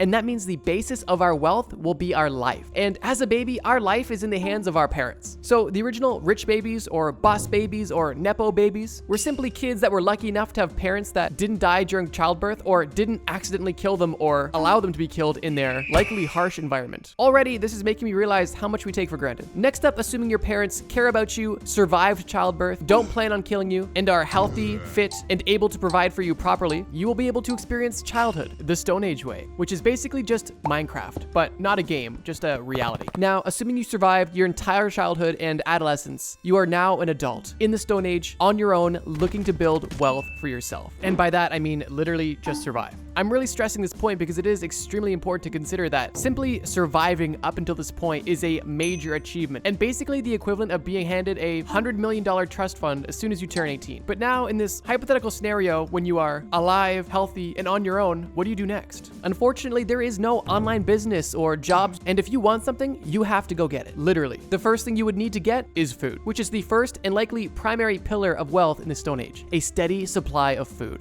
Being on land that was fertile, not only for yourself but for animals, directly impacted your likelihood of survival, and therefore, your wealth. If you lived in the right biome, nature would provide for you, as long as you were a semi-skilled hunter and in tune with your environment. However, the wrong biome would leave you starved and dehydrated in only a matter of days. This directly ties into the next pillar of wealth, which I'll combine two separate parts into one: location and shelter. Of course, food is essential for life, and in this case, wealth. But like we discussed, to have this steady source of food, you must have a conducive environment, which in itself is a form of wealth. But I kind of already made that point, so without repeating myself, let's discuss the second part of this: shelter. Depending on what part of the Stone Age we're talking about, because it does go pretty far back, a lot of shelters were more or less natural, with the most common being a cave, hence the term caveman. If you wanted to be rich, and I mean ultra rich, you lived on land that provided you food and also had shelter that was ready for you to move right in. Consider this prime real estate. This is the prehistoric equivalent of moving into a condo that has a restaurant on the main floor. It's everything you need all in one in place? Well, almost everything. We're still missing an essential component, which is the third pillar, that being water. You now have your prime real estate. You have your cave. You have your wild berries growing outside your cave apartment, and you have a steady flow of cute critters that you stomp on and eat on a daily basis. But the last thing to make you a true bajillionaire is to have a steady stream of fresh water, ideally trickling right through a stream right outside of your cave. Without water, shelter and food is almost useless because you won't be around long to enjoy it. So this supply of water is the perfect trifecta for your life and, in this case, your wealth. But it's a bit boring if we end there. What's wealth without a bit of legacy? And maybe someone to share it with. Just because living was hard enough in the Stone Age doesn't mean that there wasn't additional luxuries you could indulge in. And for this example, let's pick our bonuses. I have my cave, I have my food, I have my water. What am I missing? I'd say a cave woman to spend my days with and unga bunga with at night. And with your partner by your side, you're now able to continue your legacy, have Caveman Jr., and ideally allow them to inherit your success. And by that I mean your cave doesn't get raided, the stream doesn't dry up, and the animals don't migrate elsewhere. And spoiler alert, those are all going to happen. And all of your hard work is basically null and void because everything that you had to go through to build your wealth and literally survive is going to have to be done entirely from scratch once again by your children. I think I've made it crystal clear that wealth in the Stone Age is simply being alive. So to answer the question, how do you get rich in the Stone Age?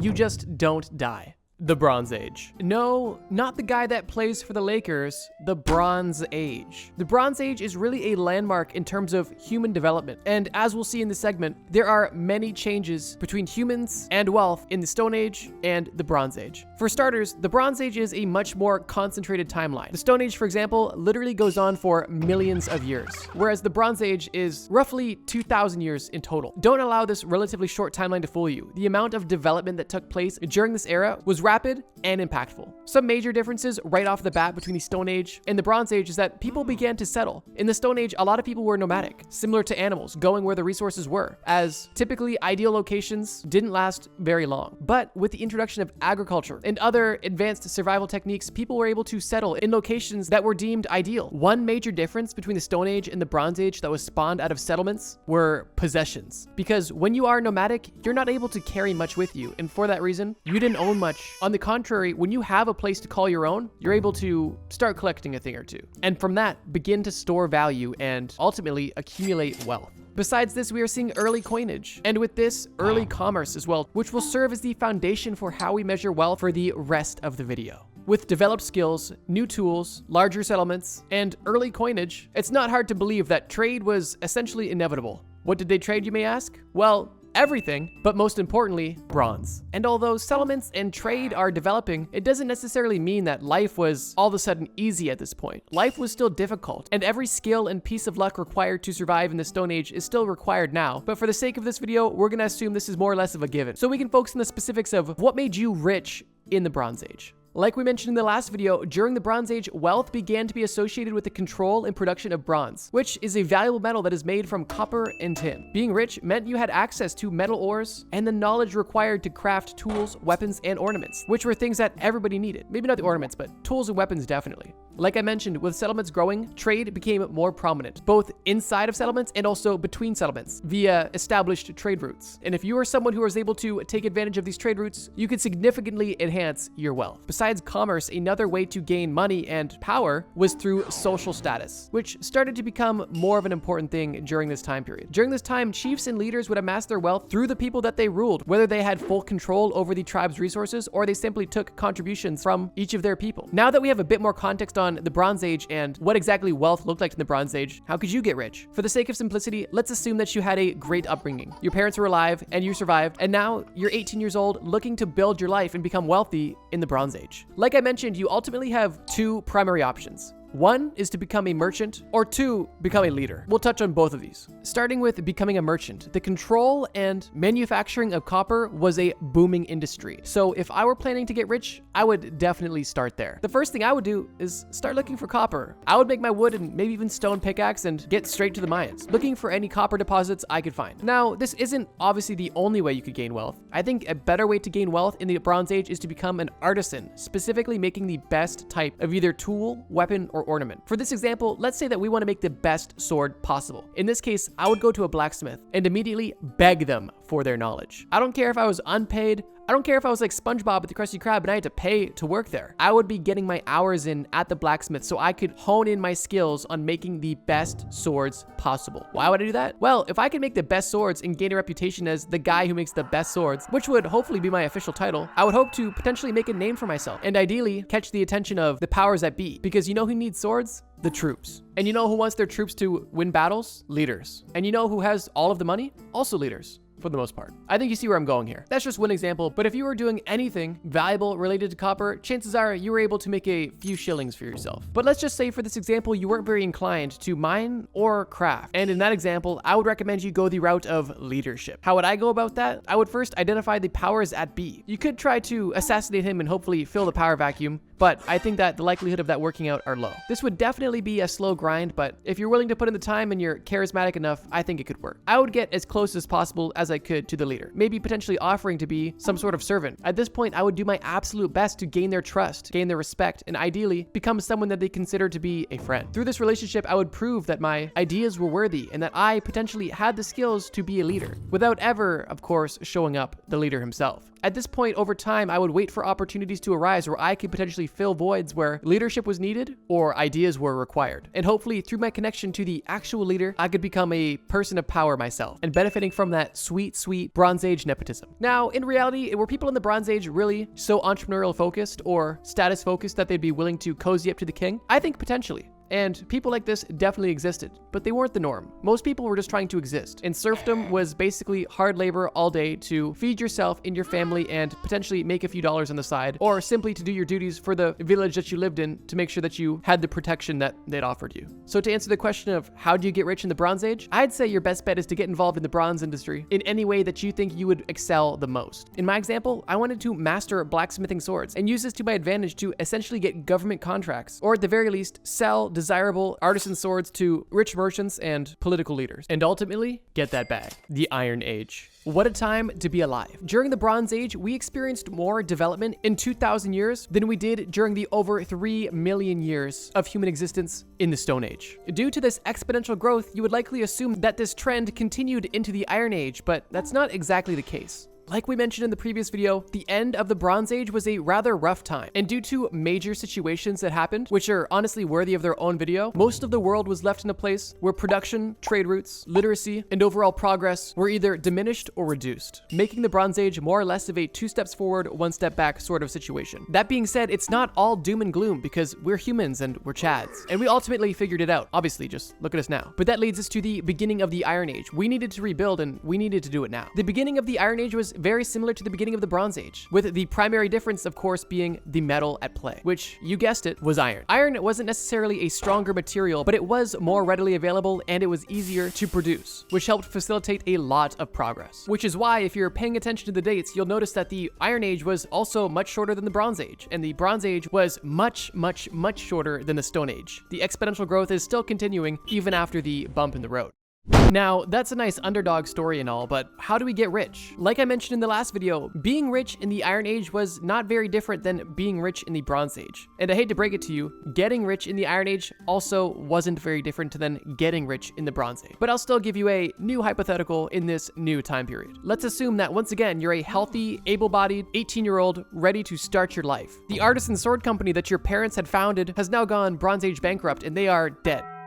For the sake of this story, they just died too. They went broke and died. So now you're here, alone, looking to get that bag in the Iron Age. What do? Once again, you have 2 options. Get involved in emerging industries, in this case, the production of iron, or try to get as cozy as possible with the powers that be, which at this point in time isn't an easy task. So in this case, I'm becoming an iron mogul. With establishments growing and jobs becoming more or less of a thing, my plan is to find and own the best iron deposit my settlement and likely other settlements have ever seen. But here's the thing, if I'm just one guy looking around for iron deposits, I may not be that successful, and I may miss things. And even once I do find it, there's a lot of work to be done there. I guess what I'm trying to say is, I'll need help. First thing I'll do is go to the nearest farm. I'm gonna try to round up as many farmers that I can find who are no longer interested in farming and looking for a better opportunity. At this point, everyone's been seeing the new and shiny iron tools and they know that they're expensive. And likely, they're interested and want their own. And my proposal to them would be, join my team, help me find an iron deposit, let's mine it together, and with you, I will share the rewards. Realistically, the proposal is no money up front, but a lot of money down the line if you're willing to work with me. And once I have a good group of guys, we're ready to go. Day 1, we're looking. looking, searching, scoundering, floundering, sleuthing, anything we can do to find iron deposits. Once this has been achieved, we begin the hard work. Mining. We gather as much as we can and determine how good this vein of iron really is. And if we see potential, we set up camp. Once we begin mining, we begin either collaborating with an existing manufacturing facility or we build our own to be able to turn the raw materials into a usable iron to make tools, weapons, and once again, ornaments. Once we get a more refined process, we then begin to stockpile and finally sell our refined material. We could sell the raw material, but we also know that if we sell a more refined material, we can get more money. And from that point, we begin our journey. All of the men that were mining are now selling. Door to door, potentially. We are going to every blacksmith and offering them the best iron in the best condition with minimal work on their end. Just heat it and forge it. What more could you want? Ideally, once again, the leaders at B take notice and want to buy my iron, but I'm happy if even just the blacksmiths prefer mine. At this point, we begin to collect money and it's a beautiful system. In the Bronze Age, I wanted to make the swords, and in the Iron Age, I was the person selling the materials to those artisans. Is this a realistic plan? I highly doubt it. This oversimplified, trust me bro hypothetical is leaving out so many components. Specifically, all of the violence that would have potentially taken place either between my team, between settlements, between people in my settlement that wanted my iron deposits, and so many other things that could have potentially existed. I'm just now realizing that this video is basically what it was like to be an entrepreneur in every time period, which I guess makes sense because entrepreneurship and wealth typically go hand in hand. The medieval era. Now things are really heating up and we are in full swing of development. People are settled and civilization is making major strides. There is a very established class system and money is more important than ever. The richest people in the medieval era were the people that were closest to the powers that be, those being the nobility and the merchants that were able to sell products over very long distances. Both of these were extremely useful to the king and therefore paid very nicely. And considering the major wealth gap in the huge centralization of money and power, your best bet was to get money from the king, because most other people just didn't have it. During this time, spices, precious metals, and silk were extremely desirable materials, and I'm going to use those to my advantage once we get to the hypothetical. For my plan to get rich in the medieval era, I want to do something different. I'm done being an entrepreneur. I want to now become a criminal. And for this reason, I'll need to target merchants. You see, the nobility had most of their wealth come from the land that they owned, which was given to them from the monarch. And it's rather hard to steal land, at least not without a fight. So I think I'm better off stealing from the long distance merchants. In this time period, I am more motivated than ever to get my bag up because we are starting to see the early equivalent of modern luxuries. Large, beautiful castles, servants, comfy clothes, something that kind of resembles a toilet, concubines, jewel-encrusted stuff, and other fun stuff like that. So yeah, let's get rich. Although my plan may seem simple, with nations developing and with power becoming centralized, I am at greater risk than ever of being reprimanded for the crimes I'm about to commit. Because now there is rule, there is order, and I need to be very careful about how I go about breaking it. I'll start my journey once again like every other journey as an 18-year-old looking to build my life. Let's say that I was born into an established kingdom, into a regular poor family. My goal is to become a known member of society and a positive one at that. I want to be active in the church, helping those in need, and seen often within the community. But this will work in my favor for my malicious intention. My goal is to gain the trust specifically of the rich merchants doing long distance trade, because they 1, have the most money, and 2, are the most vulnerable. See, being a thief, I could try to pickpocket around my city, but eventually it's gonna catch up to me. And honestly, there's a cap to how much money I can make. Back to my trust with the merchants. My goal is for them to feel comfortable sharing their information with me, specifically when trade shipments are going out, what the shipments are, and where they are going to be. For example, imagine I just go around the city with a broom every so often, just out of my goodwill, but I always somehow happen to broom where the rich merchants are. This isn't by accident. I want to overhear them, and ideally,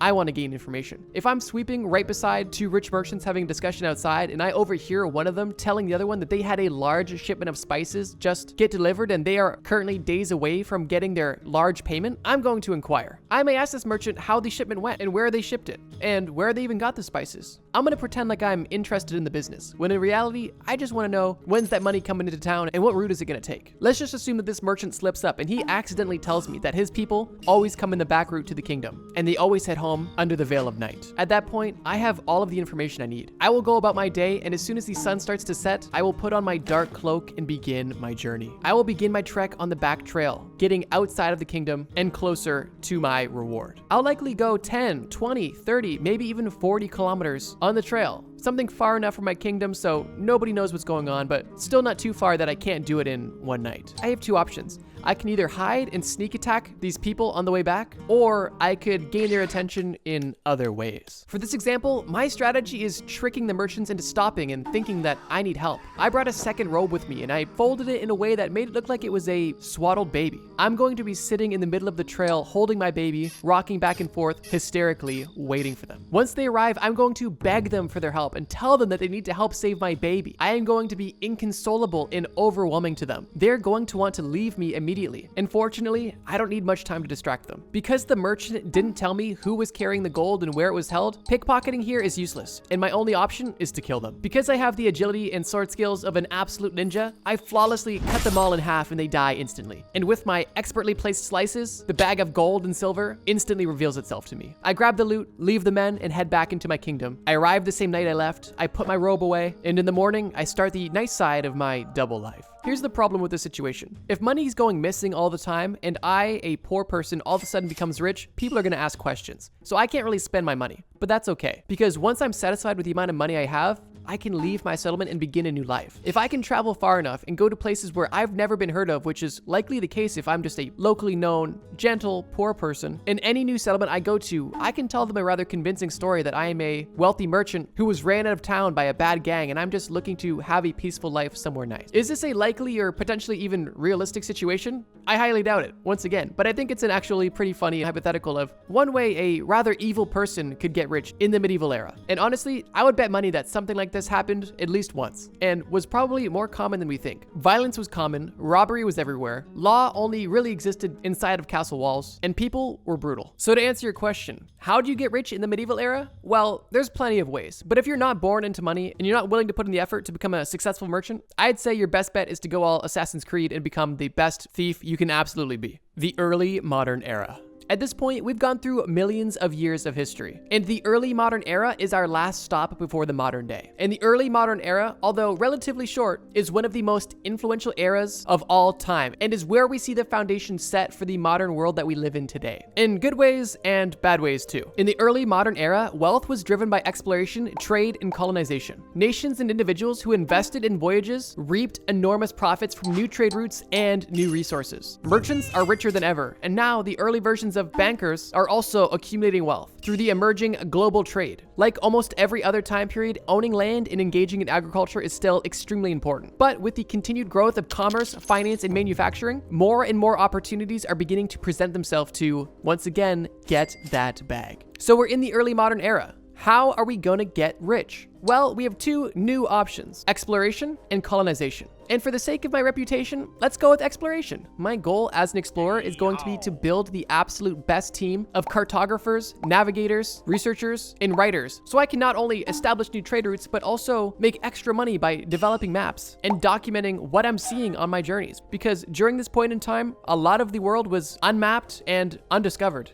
at least to some people. I guess my first step would be to beg the king for a boat and a small loan. This won't be easy, but I'll tell him that I have the best cartographers, the best writers, the best captains, and the best people on my team to make sure that our voyages not only find new lands, but bring back artifacts, establish trade routes with the people that are there, if any, and that the places that we go are documented not only in map form, but in the written word. And if that doesn't convince the king for him to fund my journey, I don't know what will. So in this case, assuming he does, I now have a boat and a small loan of money. But there's one problem. All of those people that I told the king I had on my team, I don't have on my team.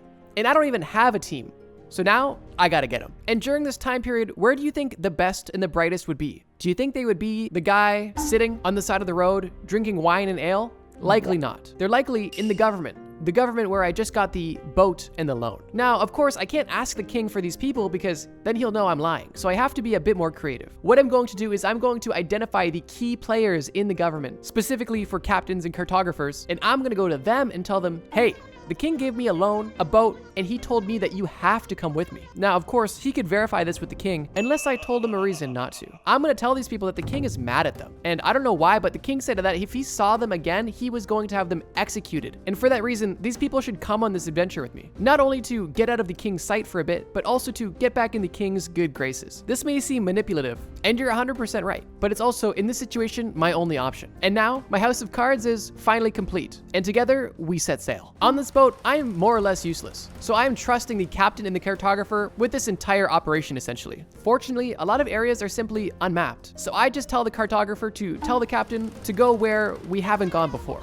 at least where we don't have recorded evidence of going. And from that point, we're off. Even at this point in the story, we've done so much and risked so much just to even get here, and we haven't even made $1 yet, and we are still relatively poor. We have a loaned out ship, a team of people that we're deceiving, and debt to the government in the form of the loan. And if we're unable to find anything of substance, we're cooked. And my elaborate ruse is over. But because everything has kind of perfectly fallen into place in the story, let's continue that trend. And let's say on our first voyage, we discover the most amazing thing ever. What is it, you may ask? It's a remote, abandoned island where the richest pirate gangs hid all of their most valuable loot, including coins, artifacts, booty, and slightly used peg legs. At this point, I need to come clean. I tell the guys, hey, you guys are all being lied to, and if you don't continue the lie with me, then we're all gonna die. The men agree, we get the loot, we go back home, and we do it again and again. And we all live happily ever after. That's just one hypothetical about how you could use exploration to your advantage to get rich in the early modern era. And in case you wanted to learn about how to use colonization to get rich, well, just read a history book. The modern era. Wow, guys, can't you believe it? I've been able to cover millions of years of history, and somehow I've made no mistakes and left out no information. Everything I've said has been completely accurate and not totally oversimplified, glossed over, uninformed, and almost entirely hypothetical. That's crazy. But now, here we are in the modern day. A time period you may be familiar with. I don't think I need to explain too much about what being rich in the present day looks like, but I'll give a quick example. If you want a negative example, I recommend going to our channel and watching this video about rich weirdos. But if you want some positive examples, rich people just like cool stuff. Big houses, big boats, fast cars. And if you're really rich, space travel and goth girlfriends. Now, getting into how you can get rich in the present day, the opportunities are honestly endless. If you're currently watching this looking for a way to get rich, I'm gonna give you a foolproof plan to make more money than you could ever even imagine. The first thing you're going to want to do is grow your hair. Get it as long as possible. The next step is to grow facial hair and get tattoos. This will come in handy. After this, you need to establish a wardrobe of white t-shirts and basketball shorts. And once you have the look, you can begin the work. I need you to every single day begin posting on YouTube. Talk about stuff. Talk about stuff you like. Talk about stuff you don't like. Talk about that time you were almost in a movie. Talk about anything. Over time, people are going to respect you, idolize you, love you, and ultimately need your opinion for just about anything. And people are gonna eat this up. And advertisers are gonna wanna sponsor you and put their ads on your video, making you rich.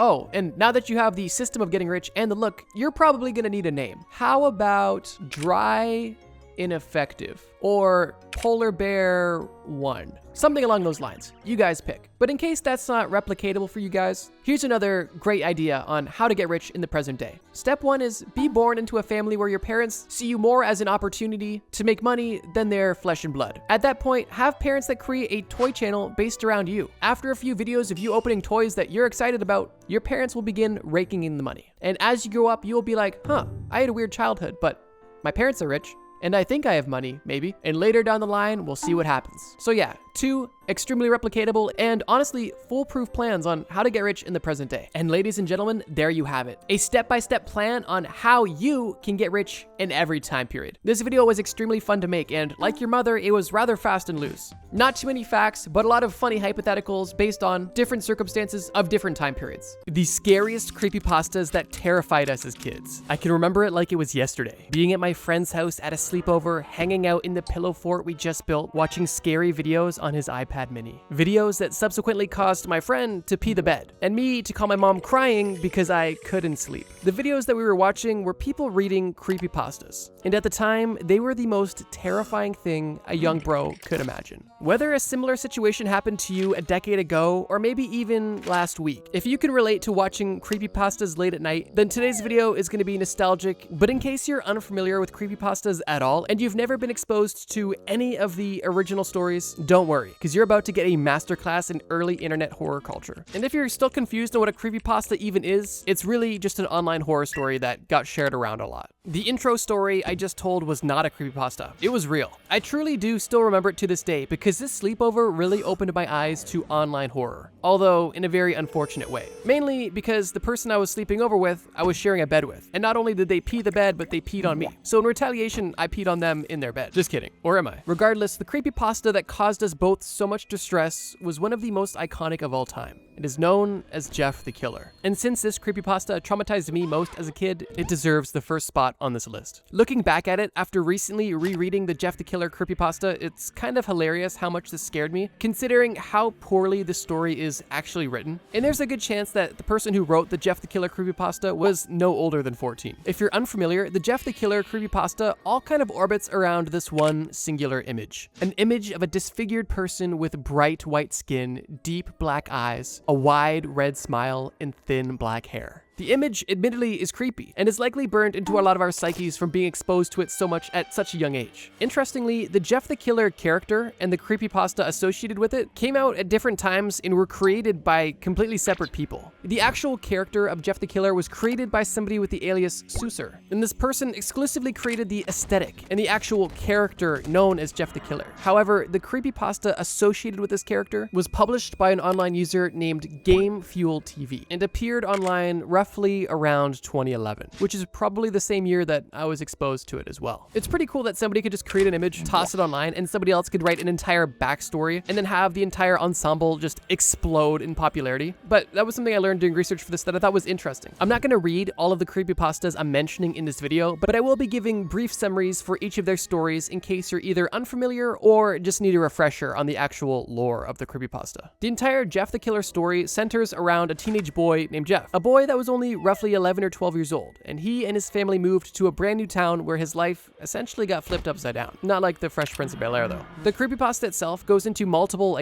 action sequences about 12-year-old boys getting into knife fights and pouring bleach on each other and setting each other on fire. But to summarize that story as simply as possible, Jeff stabs somebody out of self-defense and his brother takes the blame for it, so Jeff is still free. And then the friends of the people that Jeff stabbed come back for retaliation at this kid's birthday party, and then Jeff stabs the two other kids, and then the first kid that he stabbed that still lived covers Jeff in bleach and alcohol and then sets him on fire. But this doesn't kill Jeff. He actually wakes up in the hospital and he is completely disformed. His skin is bleached white, his hair is singed black, and his eyes are deep into his skull. And when he wakes up in the hospital surrounded by family, all of his friends and family are terrified by his presence, but not him. During the altercation he had where he literally killed two other children, his psyche broke, which was alluded to earlier in the story because, earlier in the creepypasta, there was literally just random points where the author said, Jeff had a feeling, and then it would move on. Regardless, after killing multiple children in kind of self-defense, and then being set on fire and nearly killed, his psyche breaks, and because of this, when he sees his new appearance in the reflection, he loves it, and he is happy to be this monster. After leaving the hospital and going home, being all now deformed and crazy, he takes a knife in the bathroom alone, cuts off his eyelids, and cuts smile scars into his cheeks, which once he completes doing this, his mom walks in on him in the bathroom, acts calm, runs to get Jeff's dad, they both come back, Jeff kills them both, and then Jeff kills his brother, and that's kind of the end of the story. One of the most iconic lines out of the entire creepypasta and Jeff the Killer's kind of slogan is, "Go to sleep," which is what he said to his brother right before he killed him at the end of the creepypasta. At the time of listening to this story in my friend's pillow fort, there was literally nothing more terrifying I could imagine. And I'm not over-exaggerating when I say that this genuinely messed me up for a few days, and I'm sure at least a few of you can relate to that. Although, if you haven't given this a full read-through recently or ever, give it a read. Or literally listen to the Creepcast episode where they read the story, because their commentary on just how poorly written this story is actually hilarious. He had a feeling that was a feeling. It wasn't a painful feeling, but it was a weird feeling. But yeah.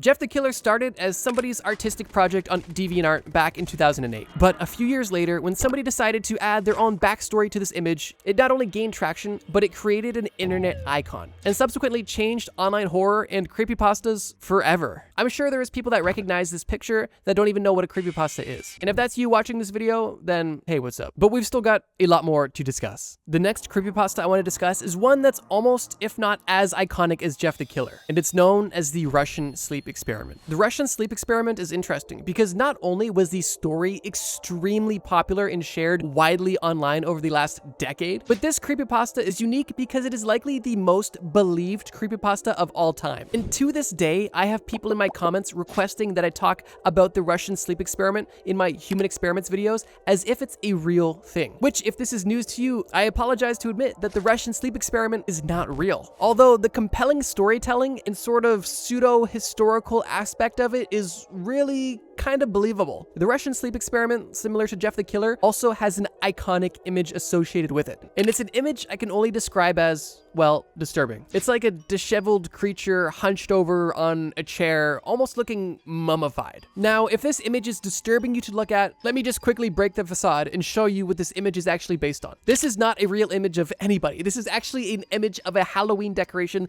that was slightly edited, which is also hilarious to think that a Halloween decoration fooled likely hundreds of thousands, if not millions of people. The origins of the Russian sleep experiment date back to August 10th, 2010, when the story was published to the Creepypasta wiki by a user known as Orange Soda. 15 years later, I'm sure he didn't assume that his story he wrote would still be fooling thousands and thousands of people to this day. Regardless, the compelling story essentially goes as follows. The Creepypasta claims that in 1947, the Soviet government was conducting a test of a new stimulant gas that would prevent the need for sleep in human patients. Obviously, with the stimulant being rather experimental, the Soviet government needed to test it, so they opted to pick 5 political prisoners that they already had in captivity and essentially offer them freedom if they were willing to conduct an experiment. These 5 political prisoners were placed in an airtight chamber that had thick cement walls and multi-inch thick glass portholes to see in and to see out. There was numerous microphones placed on the inside of the chamber so the scientists could hear the subjects, and there was also a PA system inside of the chamber so that the scientists could speak to the subjects if needed. The goal was to test what exactly would happen to these 5 prisoners in this chamber after being exposed to the stimulant gas and no sleep for 30 days. Once the test subjects were placed in the chamber, the door was shut and sealed, and communication from the scientists to the subjects stopped. The chamber slowly began to fill with the perfect ratio of stimulant gas to air to ensure that the subjects were consistently dosed with this chemical without causing an overexposure and chemical toxicity. The story goes on to claim that only a few days into this experiment, people's psyches begin to crumble. And 4 days into this 30-day experiment, these people went from having casual conversations with each other to being very paranoid about each other, talking almost exclusively about traumatic and dark experiences, and then only 6 days into the experiment,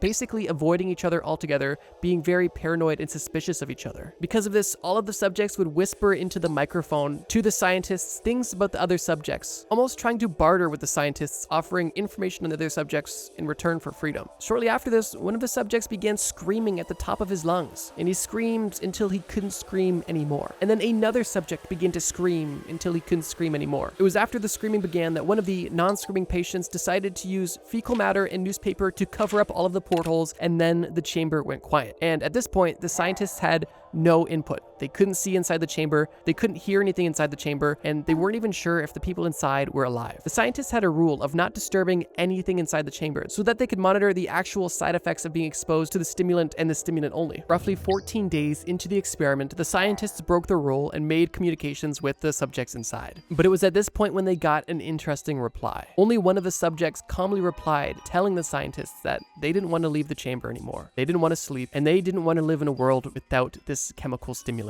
The scientists were shocked and didn't know what was going on inside and who was alive. So they made the decision to go inside the chamber and check it out. Soviet soldiers opened the chamber, went inside, and saw likely one of the most disturbing sights they had ever seen. All of the living subjects at this point were disheveled, malnourished, and had picked away at their own skin and flesh. Blood was everywhere, and one of the subjects was literally eaten alive by the others, and his flesh was used to clog one of the drain holes in the floor, likely to keep a higher concentration of the gas in the chamber. One of these subjects was taken in for testing, and it was in the hospital room when he was able to break free until he was once again sedated, finally slept after 15 days, and died. The story itself is really crazy, and honestly, I gave this story a bit more detail than I'm gonna give the other sections, simply because the story is actually really good, and it's just so iconic. And if you had the time, I would definitely recommend re-listening to the story itself, and even reading it, depending on your preference. But yeah, the Russian sleep experiment is not real, but it is a great and iconic creepypasta. This next creepypasta opens up an entirely new niche of creepypasta, that being creepypastas based on video games. And I figured what better place to start than Sonic.exe.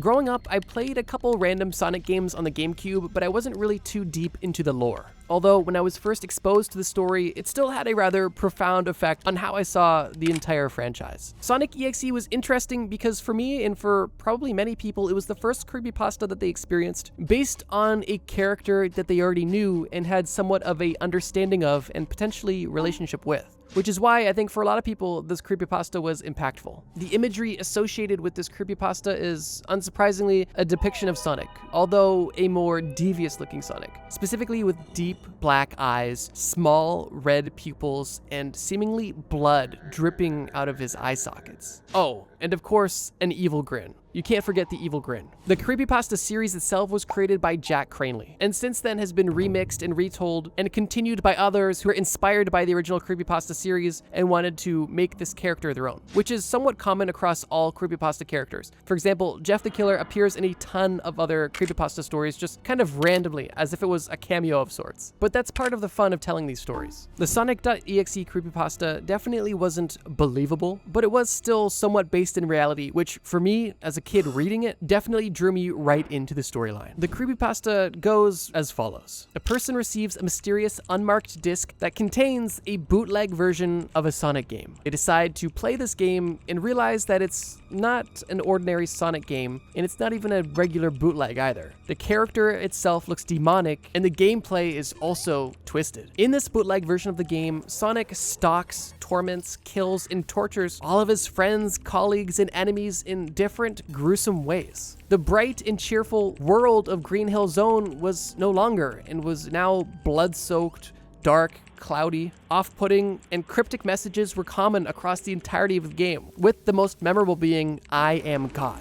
As you would progress within the game, it would seemingly become more and more corrupt. Random flashing lights, random noises, random images, and the Sonic character that you played at slowly becoming sentient and breaking the fourth wall. This then leads to the actual player who got this mysterious disc to experience hallucinations and then receive an even more cryptic message from the entity that actually created the game. And I'll just leave it at that, as to not get too deep into the weeds on the entire story. Sonic.exe is much like Jeff the Killer in the sense that it really kicked off an entire genre. In this case, the genre of haunted video games, and taking iconic, happy, cheerful childhood characters and making them twisted and making an entirely new reality based off of that. The concept is definitely enticing because the world already exists, and your job as an author is to simply make it as dark as possible. It's also pretty similar to Jeff the Killer in the fact that it's just poorly written. Like, if you really want a good laugh, go back and read the actual story. But it almost doesn't even matter how poorly written the original story was, because it was still enough to spark a movement. So sure, it may have not been a literary masterpiece, it was definitely culturally significant when it comes to online horror. But getting off the topic of video games and staying in the realm of cursed media, I want to talk about a creepypasta that deeply, deeply disturbed me as a kid. This creepypasta was based on a TV show that I watched a lot as a kid, and you likely did too. And the story was known as Squidward's Suicide. If you watched SpongeBob growing up like me, you know that Squidward is always the grumpy, kind of unhappy guy. But in this creepypasta, it claims that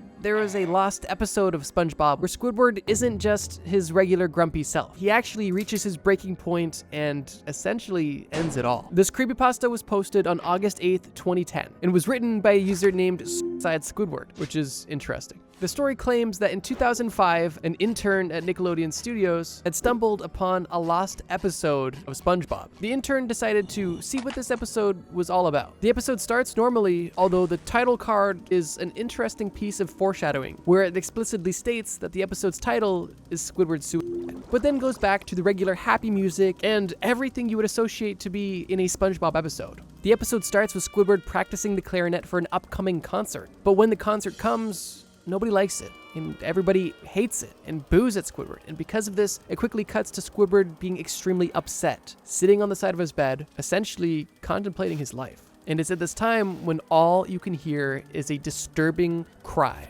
that turns into a deafening sob that goes on for minutes and minutes. And on screen, you can only see the camera zoom more and more in Squidward's face. But then quickly, images begin to flash over top of what was already on screen. Only visible for frames at a time, there was brutal images of mangled, dead children simply interjected into this episode of SpongeBob. But there wasn't just one image. There was multiple images of people that were dead, dismembered, and these were real graphic images superimposed onto the children's cartoon. The creepypasta basically just ends with nobody knowing who made this episode or where it came from or who the images of these victims were that were imposed onto this episode, which was kind of part of the disturbing lore because these were pictures of real dead people, but nobody knew if these victims had justice served to whoever did this to them or not, and it was just kind of all really gross and disgusting. And this was one of the ones that rereading it now, I guess with the Russian to sleep experiment, really just kind of got me. Not necessarily in a literary sense, but I definitely have a very vivid imagination,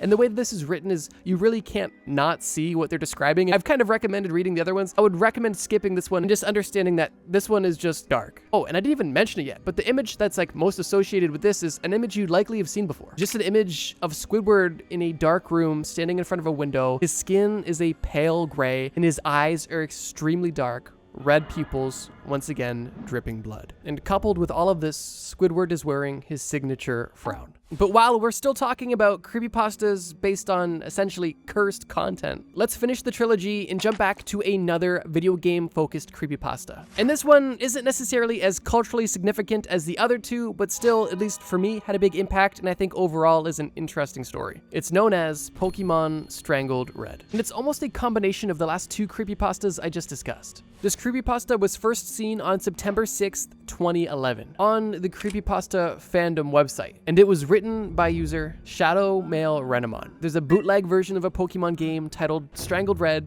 A person begins to play it, and it starts to seem normal, but a little bit uncanny, and then consistently gets darker and darker. You play as a trainer named Steven. Steven was upset about a Pokemon of his that died. It was a Charizard named Mickey. And this undertone really gives a grim outlook on the game, and then with all of the eerie music, glitchy visuals, and dark dialogue, the game only gets more and more disturbing, until you're literally faced with violent scenes and, well, Steven's descent into madness and his own demise. The story itself is decently well written and interesting for sure, and although it wasn't as culturally significant as the others we've suggested, I figured it was still worthy of a spot on this list, and I wanted to at least mention it. It definitely scared me as a kid, and I'm sure it scared at least a few of you as well. But let's keep going. Let's take a break from the twisted content for just a second and get into the real world and talk about some real things. That, of course, being the Goatman.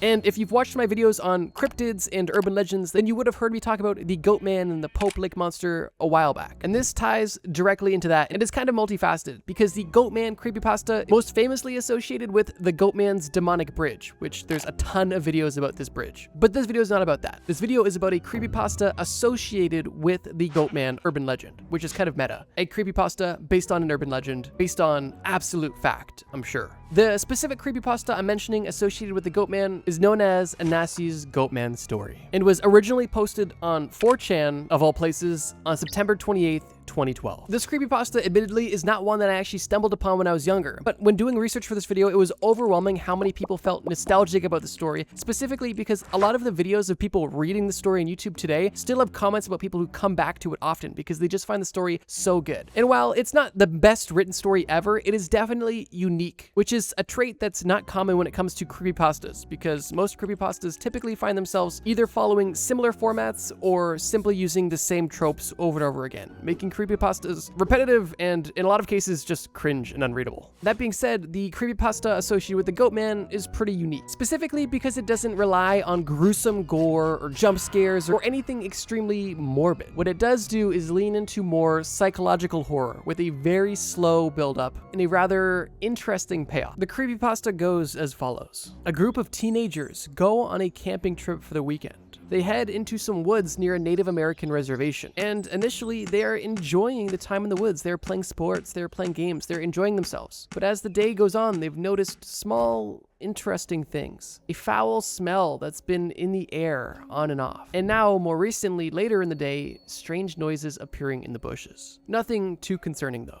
Until you and your friends decide to build a fire and relax. When your group notices that there's more people at the campfire than there should be, but nobody knows who has joined them or why. Somebody sitting at the campfire is an imposter, but it is impossible to tell who. And this is where the slow build happens. There is tension and paranoia building within the group because there is more people than they should be. And at this point, they don't know who is who. And everybody is beginning to turn on each other when the group comes to the conclusion that there is a shapeshifter in the group. There's obviously more to the story, but I think that encapsulates the most important part of the story. The aspect of the psychological element of this horror story. It's not necessarily about the gruesome deaths that happen or the disturbing imagery. It's that you are going out with your friends and having fun until somebody else joins your group that nobody noticed, and now nobody can tell who's supposed to be here and who's not. And then the slow game about who is this and how can we tell? And basically just imagine playing Among Us with your friends, but in real life, and your actual life is on the line.